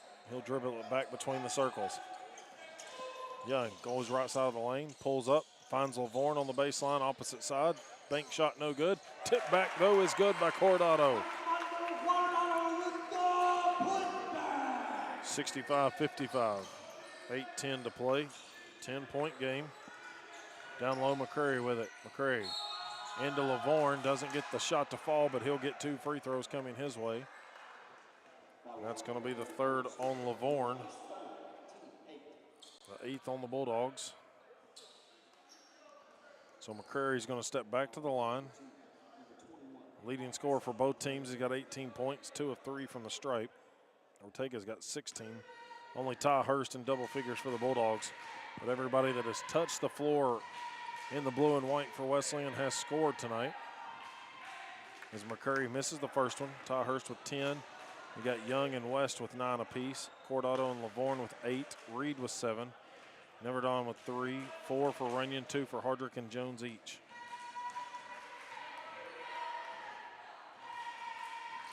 Second free throw is good this time for McCrary. 65-56.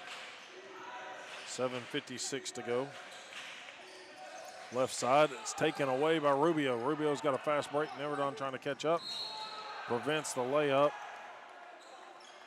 from falling, but it'll be a 2-shot foul coming for Rubio. Neverdon going to pick up the 9th team foul.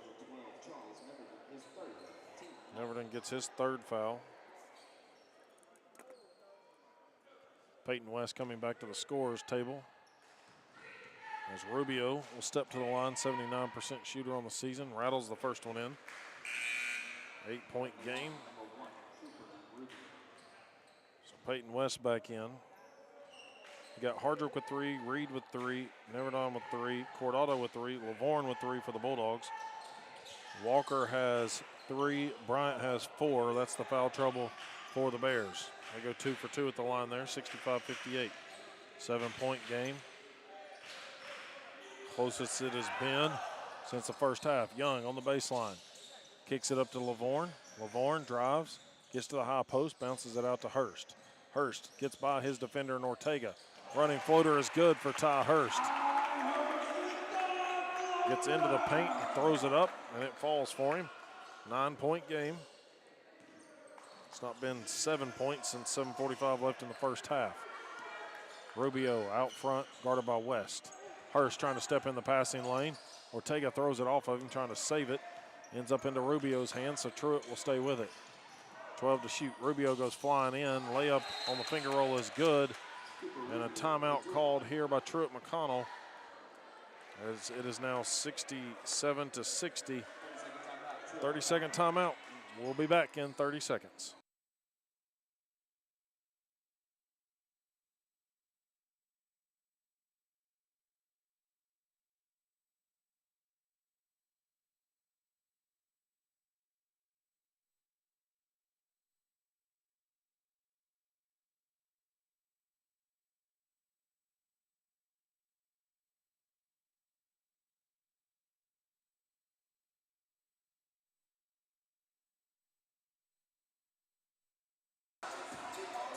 Back here at James L. Robb Gymnasium. The Swag and Surf song playing here and crowd getting into it. Under 7 minutes to go now, and it's a 7-point lead for the Bulldogs, 67 to 60. Again, the Bulldogs are 7th in the conference, sitting just ahead of Truett McConnell, who comes in with a tie for 8th. Bulldogs, as it stands right now, the best seed they could have would be the 7th seed in the 10-team conference tournament, as long as they win this one. Here's a take by Hurst on the baseline, missed it, ball tipped out off of Joseph. Joseph kind of arguing that call, official points at him. Again, 67-60. The Bears have cut it down from a 14-point lead with about 12 minutes left. Hurst gets the inbound quickly. Ortega all over him. Hurst got slapped hard and gave the ball up to West. West gets it to Cordado, top of the key. He'll dribble it to the right wing. Here's Young with the ball. Lost the handle off of Joseph, who's pleading the case again. That might have gone off of one of the guards that was with Young there, Ye or Rubio. Hurst going to key it in once again. Shot clock at 8. Far corner, Lavorne for another 3, and it's in there. Stratton Lavorne puts it back to a 10-point lead, 70 to 60.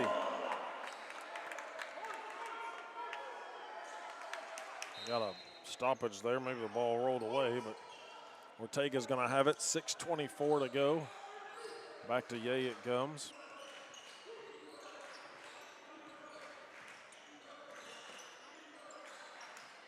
Truett McConnell's McCrary moves it to the left side.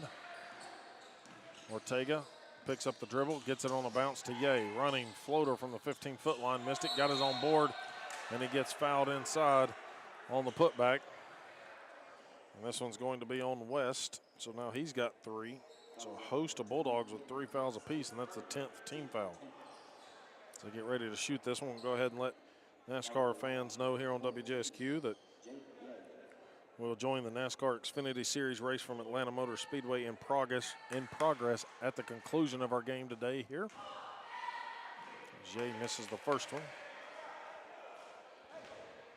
So Bulldogs trying to close this one out. 6:03 to go.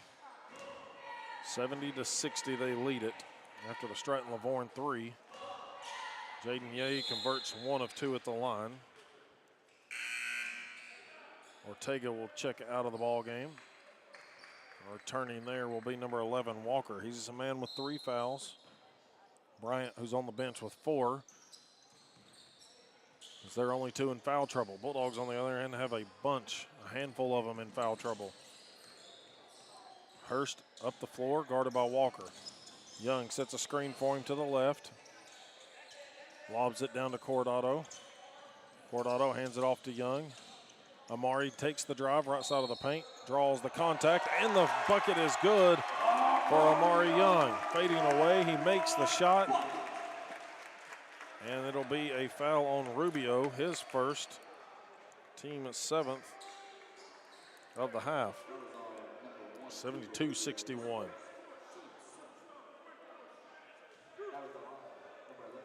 So Amari Young, a senior from Lawrenceburg, Tennessee, 64% shooter, converts the and one play. Got a nice little leaner across the lane as he's getting fouled, but he touches off the glass and it was good.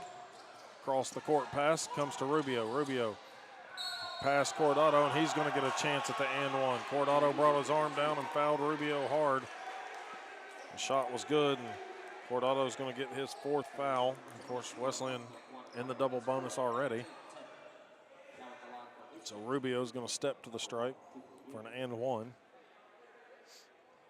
Take this time to remind you our next McMinn County broadcast here on WGSQ will be Monday night at 6 o'clock. McMinn girls will play Walker Valley girls in the consolation game as Rubio converts the free throw here. Bulldogs have it in West hands across the court. Comes near side. Now it's Lavorne from the far wing, and he gets fouled. Rubio mad with that call, but he's going to pick up his 2nd, team 8th. Rubio will send Lavorne to the line for a 1-and-1. Rubio talking to the Wesleyan bench now. So Lavorne back at the stripe. Again, 87% shooter on the season. Misses the first of the 1-and-1. Wesleyan having to get back defensively. Hurst going to pick up the ball. It's McCrary in the front court. McCrary goes up, misses the shot. Ball bouncing off the backboard a couple of times. Hurst pulls it down. Hurst trying to let everybody get past him. Not wanting to dribble it through traffic. Smart heads-up play by the senior. Hurst gets to the elbow, spins baseline. Shovel pass to Lavorne. Reverse lay-in is good for Stratton Lavorne. Nice little pass and score. 4:47, 11-point game. Young going to pick up Ye right at midcourt. Bounce pass down low to Rubio. Rubio in the lane, turnaround jumper, no good. Cordado had the rebound, couldn't get it. Jump ball, it will give it possession arrow to Tennessee Wesleyan with 4:31 to play here in this ball game. Again, trying to close out senior day on a sweep of Truett McConnell after Truett McConnell got the best of both teams earlier in the season in Cleveland, Georgia. Ortega back in, Rubio out.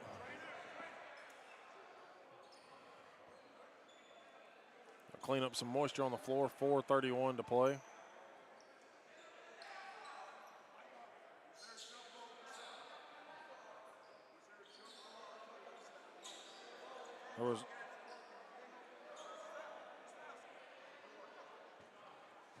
So I think trying to figure out the jump ball arrow, it is showing Tennessee Wesleyan's way as they check the official book. So Tennessee Wesleyan's ball. Now it looks like Cordado's got some blood on his hands, so the Bulldogs going to have to sub in Hardrick. As Cordado will step off. Actually, Jay Reed's going to step in with 3 fouls. Hardrick checked in, checked right back out. He and his teammates have a little laugh at that one. 4:31 to play, 75-64, correction. Young with it into the half court. Like a 1-3-1 zone shown. Here's Peyton West, takes the 3, knocks it down from the far corner. Wanted the call as he hit the deck again. That's the second time he's hit a 3 and gotten taken out from his legs. Here's Ye, a 3-pointer trying to answer back, missed it. Walker's put back no good, and West thought he got in there and just swapped away the ball, but instead he's going to pick up his 4th foul. Team 10th, of course in the bonus, but it's going to send Walker to the line. Sean Walker, 56% shooter on the season.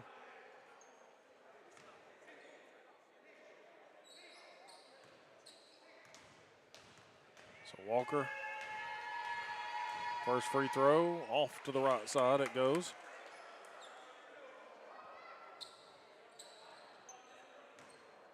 He'll get a second one, 78-64, 4:07 to play.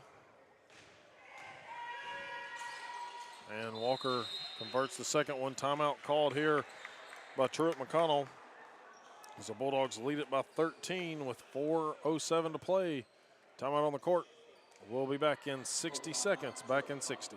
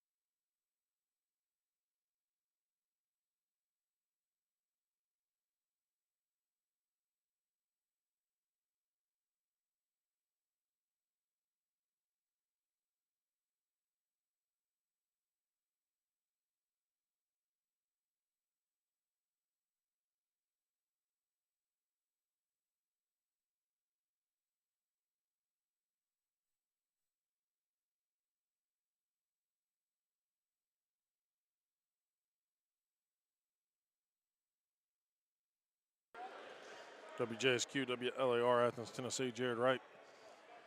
4:07 to play here from James L. Robb Gymnasium, the regular season finale, and for Tennessee Wesleyan basketball here on WJSQ. So both teams will head to Kingsport in the next week to start the conference tournament. Both teams up there together at the same time. The Meadowview Convention Center. Here's Bulldogs in the half court. Under 4 we go. Young had the pass just slip off his hands right to Ortega. And Young commits the foul, and it's an and one for Ortega coming for Truett McConnell. Amari Young going to pick up his second. Bulldogs, of course, already passed the double bonus. Marius Ortega will step to the line. 11-point game. 78-67. Official Danny Chandler having to wipe the ball off with a towel. Ortega going to wipe his hand off with another towel before he can shoot the free throw. Get our next McMinn County broadcast Monday and Tuesday, 6 o'clock Monday, 7:30 Tuesday. The boys will play for the district championship against Walker Valley on Tuesday at 7:30. Ortega misses it. Reed gets the rebound here. Wesleyan sends it across the half line. Far side, it's Young. 3:40 to go, 78-67. Young taking his time. Double team, now pick and roll. Reed gets it. Now Hurst. Hurst finds Lavorne near corner. Lavorne back to Hurst. Extra pass over to Young. Shot clock down to 6. Reed coming to set a screen. Young lost the handle. Ball picked up by Walker. Walker. That's got to be a moving screen. It was Joseph just kind of running down and running over the Bulldogs intentionally, it looked like, preventing them from getting it. West gets it in the middle of the floor, though. Here for Tennessee Wesleyan, 9-point advantage, 78-69. Hurst off the handoff from Reed, gets it to Lavorne. He'll pop the triple. Over the back of the rim it goes. Now Young gets the outlet pass stolen. Up to Reed. Reed draws the foul. Good heads-up play by Amari Young to step into a short pass by Joseph. And Joseph's going to pick up his third foul for the Bears. He threw it straight to Amari Young. Nobody on his team was looking for it. Several players, a lot of slick hands as they're wiping the sweat off. Jay Reed at the line here for the Bulldogs. Reed misses the first one. Rubio coming back in here for the Bears. He'll replace Joseph. Bulldogs now have 4 players in double figures. Lavorne 13, Young 12, West 12, and Hurst 12. It's 19 for McCrary. Ortega has 18 for the Bears. 2:50 to play. Reed misses both free throws. Lavorne gets a big offensive rebound, and fresh 20 here for the Bulldogs. Three-pointer up by Ty Hurst, and he gets the home bounce. Hits the front of the rim, bounces up and over and in. 12-point lead. 2:35 to play here in this ball game. Hurst gets the steal in front of Ye. Going up against McCrary, and he slams it home. Ty Hurst just tomahawked that one in, and an air ball by Rubio. Pass up to West, now to Young. Jay Reed and Young. It's going to be Young missing the layup. Reed couldn't get the rebound. They'll have to drift back defensively. Here's Ye, goes baseline, looking for some help, gets it to Ortega, and Ortega steps on the sideline. And it's going to be a turnover with 2:03 remaining in this one. Back to a 14-point game here for the Bulldogs, what they led by at halftime. It's going to be West bringing it up the court.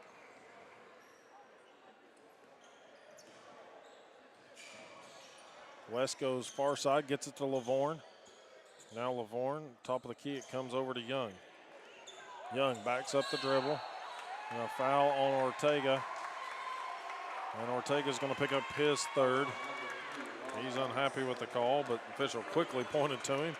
That's going to send Ty Hurst to the stripe for 2 as they get into the double bonus. 1:43 to play. Bulldogs have had to battle back here and keep the lead at bay from the Bears. 15-point advantage. Ty Hurst's second one doesn't get the roll. It'll fall off into the hands of Joseph. Cleared out to Ye.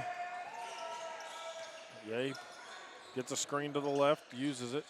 Finds McCrary open in the far corner for three, up and off the backside of the rim. Rebounded by Ortega, goes flying into the team bench. Now up to Reed. Reed goes up against McCrary and gets fouled on the dunk. McCrary has a laugh about it, but Jay Reed will gladly take the lead that the Bulldogs have right now with 1:24 to go.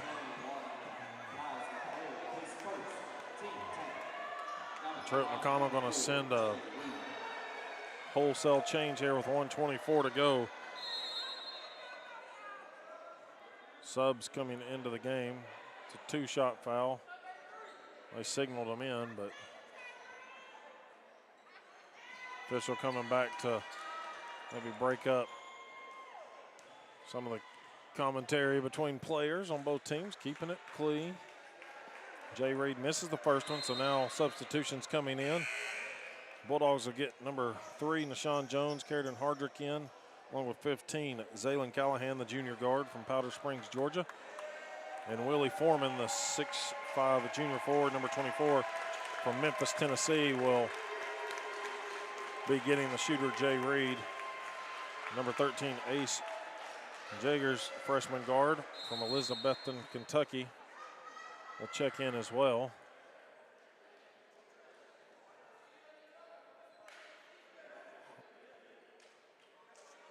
Now, Wesleyan trying to get some more, figure out the subs. Hurst is going to check out to a round of applause. Foreman in for Lavorne.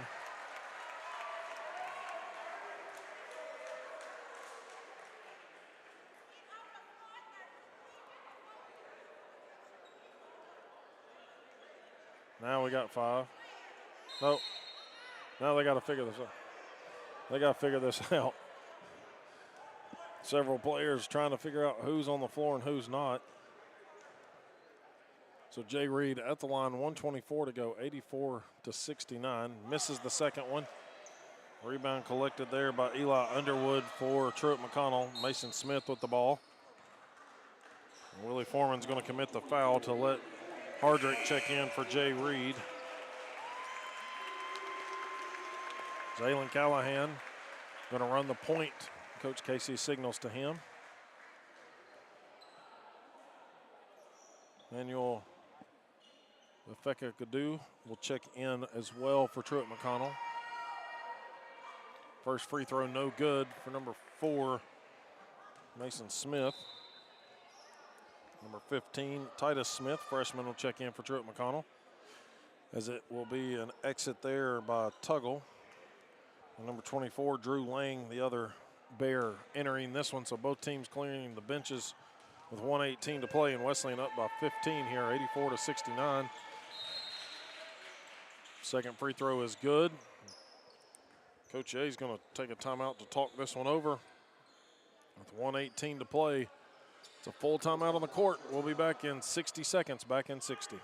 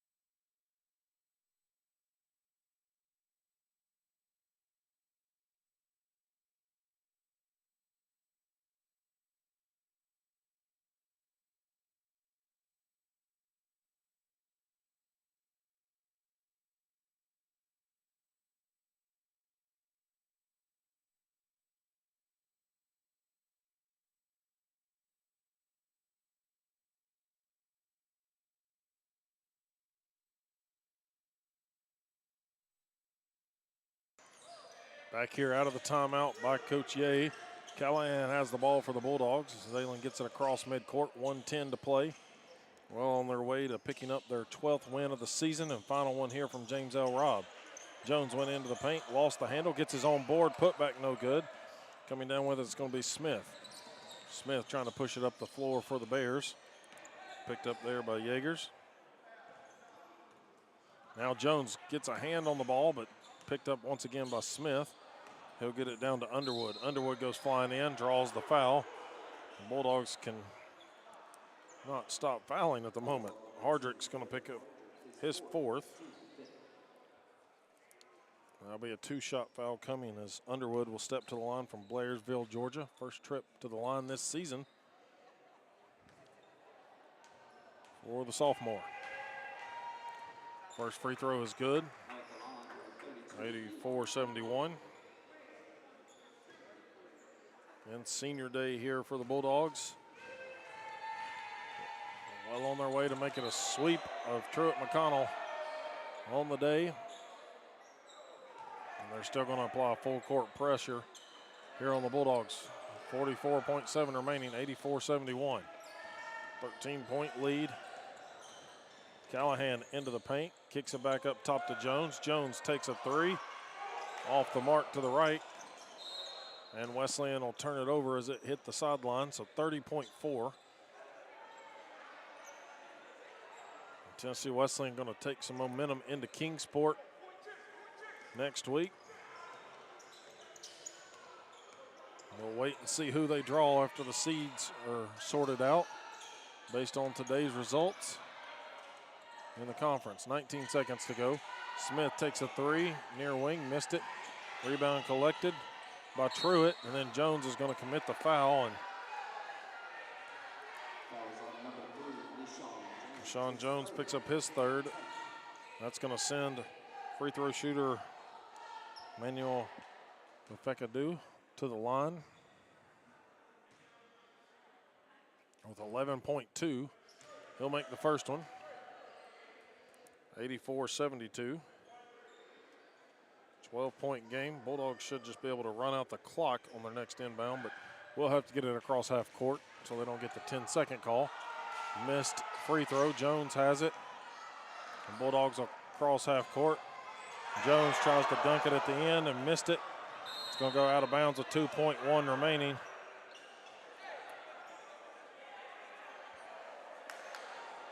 With 2.1, Bulldogs not going to try to foul. Smith's going to fire a 3, but it's going to fall well short. And the Bulldogs sweep Truett McConnell. It's a good day to be a Bulldog, as baseball swept a doubleheader and basketball sweeps the doubleheader here, 84-72. As the Bulldogs have to work down the stretch to keep it into double digits against Truett McConnell. The Bears outscore them 45-43 there in the second half. But the first half lead of 14 was enough for Tennessee Wesleyan to walk away victorious. Truett McConnell drops to 12-14 overall, now 9-11 in the conference. They've lost their last 2 in a row. And the Bulldogs go to 12-13 overall, 11-9 in the conference, 7-4 here at home, and back into the win column before heading to Kingsport next week as both teams circle up at midcourt. Say a little post-game prayer that has become tradition here in the Appalachian Athletic Conference, and everybody will have a chat with the seniors and everything, but we'll grab Coach Randy Casey for a post-game. Again, telling you the final score, Tennessee Wesleyan 84, Truett McConnell 72. We'll be back in 2 minutes. Back in 2.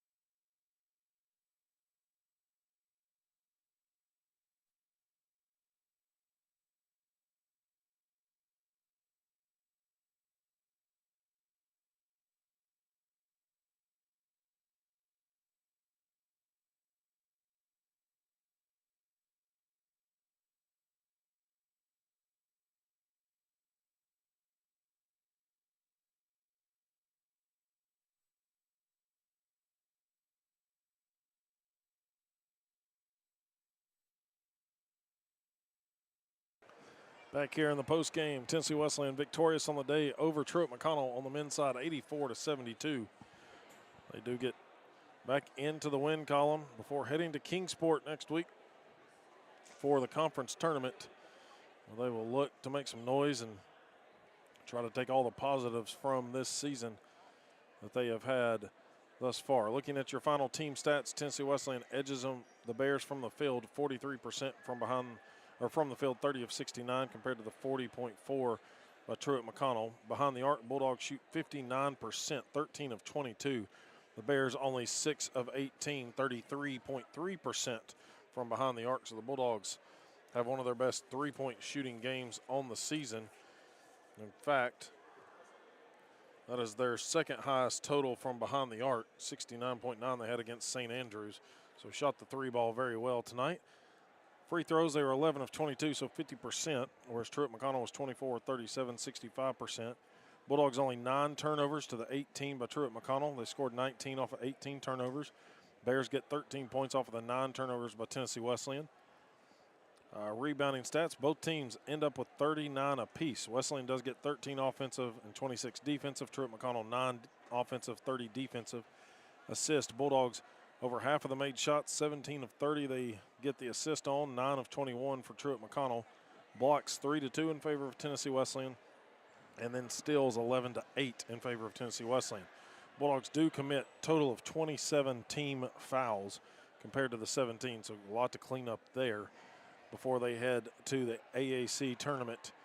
Looking at your individual scoring, it is going to be Miles McCrary from Truett McConnell who leads all scorers. He had 19 points, 8 boards, 18 points, 3 rebounds from Raul Arias Ortega. 9 points by Jaden Ye along with 8 rebounds to lead the team in or tied lead there with McCrary's 8 rebounds.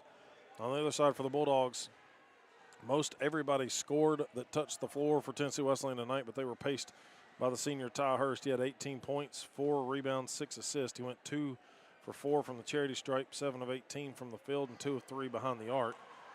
And Stratton Lavorne, 13 points. He was 4 of 6 from the field, 2 of 3 behind the arc, and 3 of 5 from the free throw line, 2 rebounds and 3 assists. 12 points, 2 boards, 3 assists for Amari Young on his final night from James L. Robb. 4 of 8. He was perfect, 2 of 2 from behind the three-point line and 2 of 3 from the stripe. 12 points by Peyton West, and again in his final trip down Dwayne Farmer Court, 2 rebounds, 3 assists, 4 of 10 from the floor, 4 of 8 behind the arc. 8 points by Armando Corradado. He was 4 of 7, also had 9 rebounds to lead the team in that category.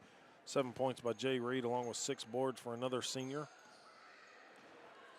6 points by Charles Neverton along with 2 rebounds. 4 points by Ty Runyon with 5 boards. Carradine Hardrick, 2 points, rebound and an assist. 2 points by Nashawn Jones as well as a rebound for the Bulldogs. And that round out the individual scoring as head coach Randy Casey is making his way to us right here for a post game. And the Bulldogs win it 84-72.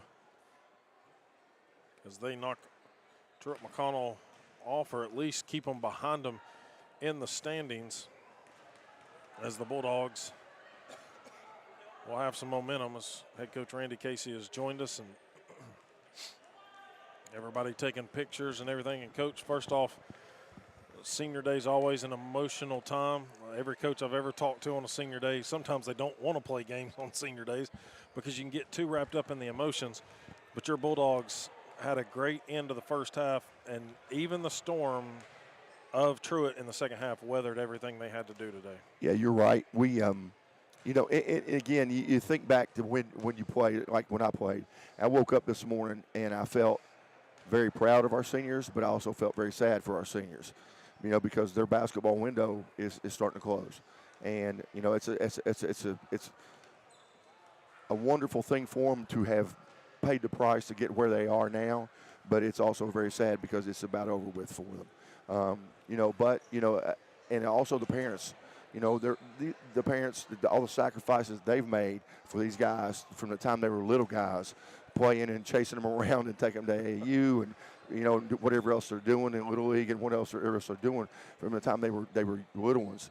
And, the parents don't get enough credit for chasing these kids around and the sacrifices and the money they spend on these kids. A huge senior class and a lot of guys that get to walk off, and the women, we talked about this with Coach Smith, they get to walk off the Dwayne Farmer court their last time as a winner, and that's a big thing to take not only into the postseason, but to just know that you walked off your home floor with a win tonight. No question. We talk about all the time, people remember what you do last. And we've been talking about, okay, you've got 40 minutes left, you've got 80 minutes left, whatever you got left in your regular season careers. People remember what you do last, and we wanted to win here today. I wanted especially for these guys to win, so that they could have a great memory of the last game played here. All smiles as everybody's taking pictures here in the post game with family and friends that came in. Coach, obviously, I know it was a 3-point loss on the road at Truett McConnell earlier this year, one that you gave up again. We've talked about this. You had a first-half lead. You give up the lead in the second half, and they beat you. But here today, thought y'all did a good job of containing their guards from getting to the rim for the most part, but also their big man and Joseph. Y'all played him really strong inside as well. I thought we did a good job. Our combination of Manny and Manny Cordado and then Carrington Hardrick, both those guys played extremely hard today and did a good job. They were both factors, and I felt like 34. I felt like he got tired, and we were dragging him up and down the court a little bit, and I felt like he got tired. And but those guys, and I will tell you this: Amari Young was very, very good today. Yes. The stat sheet may not necessarily reflect it, but he was very good. He controlled the game. He turned the ball over once. The ball was a little slick there at the end. Turned the ball over. But you know what? The whole game wise, he's played that's as well as he's played this second semester. And I thought he controlled the game for us, and he ran his team. And I just want to brag on him. Yeah, he did a great job. Only 9 turnovers as a team. Yeah. You forced 18. Y'all turned them over quite a bit and got a lot of points off of their turnovers again. We've talked several times to the guys about they love the defense turning into offense. Of course, as I said, Truett was not going away at any point as Coach Casey sneaking into the background Photobomb these guys. Carrington Hardrick's family picture there. So his family having a good laugh with it. But Truett never was going to go away, but your guys still remain tough. Even y'all had a lot of foul trouble, 27 total fouls called, and you had everybody that either had 3 or 4. So a lot of guys had to play knowing that they had to stay in control here late. No question. And it's the end of the first half. We had 4 or 5 guys sitting on the bench with 2 fouls. And I thought Nashawn Jones came in for about a minute and a half and really gave us a lift. Got a steal and a layup, late, and gave us a good intense lift there at the end of the half. But again, we have been playing 10 or 11 guys all year, so I don't hesitate. And 2, we were without Rashawn Hampton today. Right. He dinged his knee up a little bit on Wednesday, and he'll be back good to go next week. That's good. Yeah, and we were man down today, so everybody else stepped up. Peyton West, all he needed to do was see one shot go in, and you saw what happened after that. He hit several big ones. Could have been 4-point plays 2 different times for Peyton. Got hit in each corner that he took a 3 from. But obviously, I talked to Rashawn about this a little bit.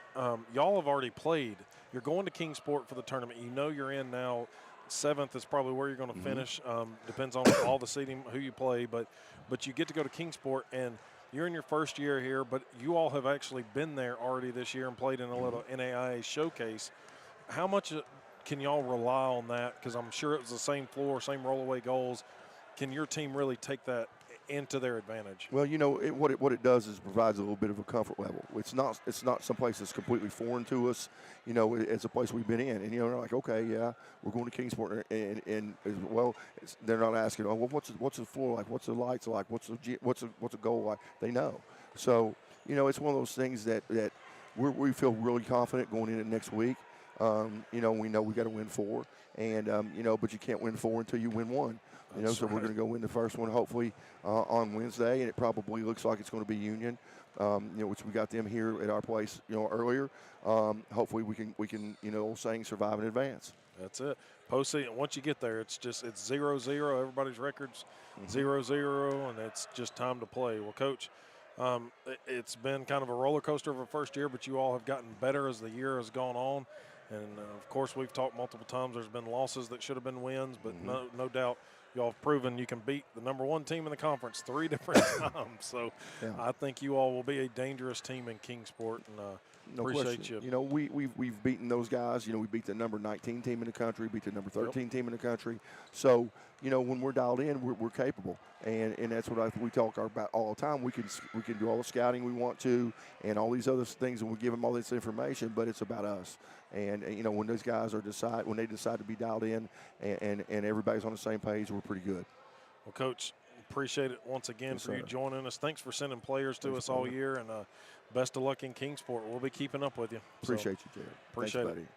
Coach Randy Casey pleased to send his seniors off with a victory here on their home floors. They're all still out there taking pictures with family and celebrating with the family, but they get it done in convincing fashion here and send us off at the end of our coverage of regular season basketball with 2 wins here at home, 58-56 by the women, 84-72 by the men here in the second game of the doubleheader.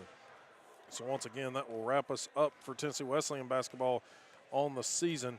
We do have McMinn County Monday and Tuesday night, and then we'll also have them Friday and Saturday of next week for the first round of the region, because they automatically have qualified for the first game there. But Monday, 6 o'clock for the girls versus Walker Valley for the 3rd place. Tuesday night, 7:30 for the boys against Walker Valley for the district championship will be our next coverage. But again, wraps us up for Tennessee Wesleyan for the season. Thank you to Coach Casey and Coach Smith. Thank you to Ella Crowder and Rashawn Hampton for joining us, and all the players that we have gotten to talk to all season long, and Dr. Tyler Forrest, who joined us as well for an interview earlier in the season, and just making it possible for us to cover Tennessee Wesleyan basketball. A huge thank you to all of our sponsors that you have heard throughout the broadcast that make it even more possible for us to do this. And, of course, our man back at the station producing the show, Handsome Dan, doing the best job in the country there as well. But that'll wrap us up for Tennessee Wesleyan basketball on the year. For WJSQ, WLAR Sports, this is Jared Wright. Have a good night. You have been listening to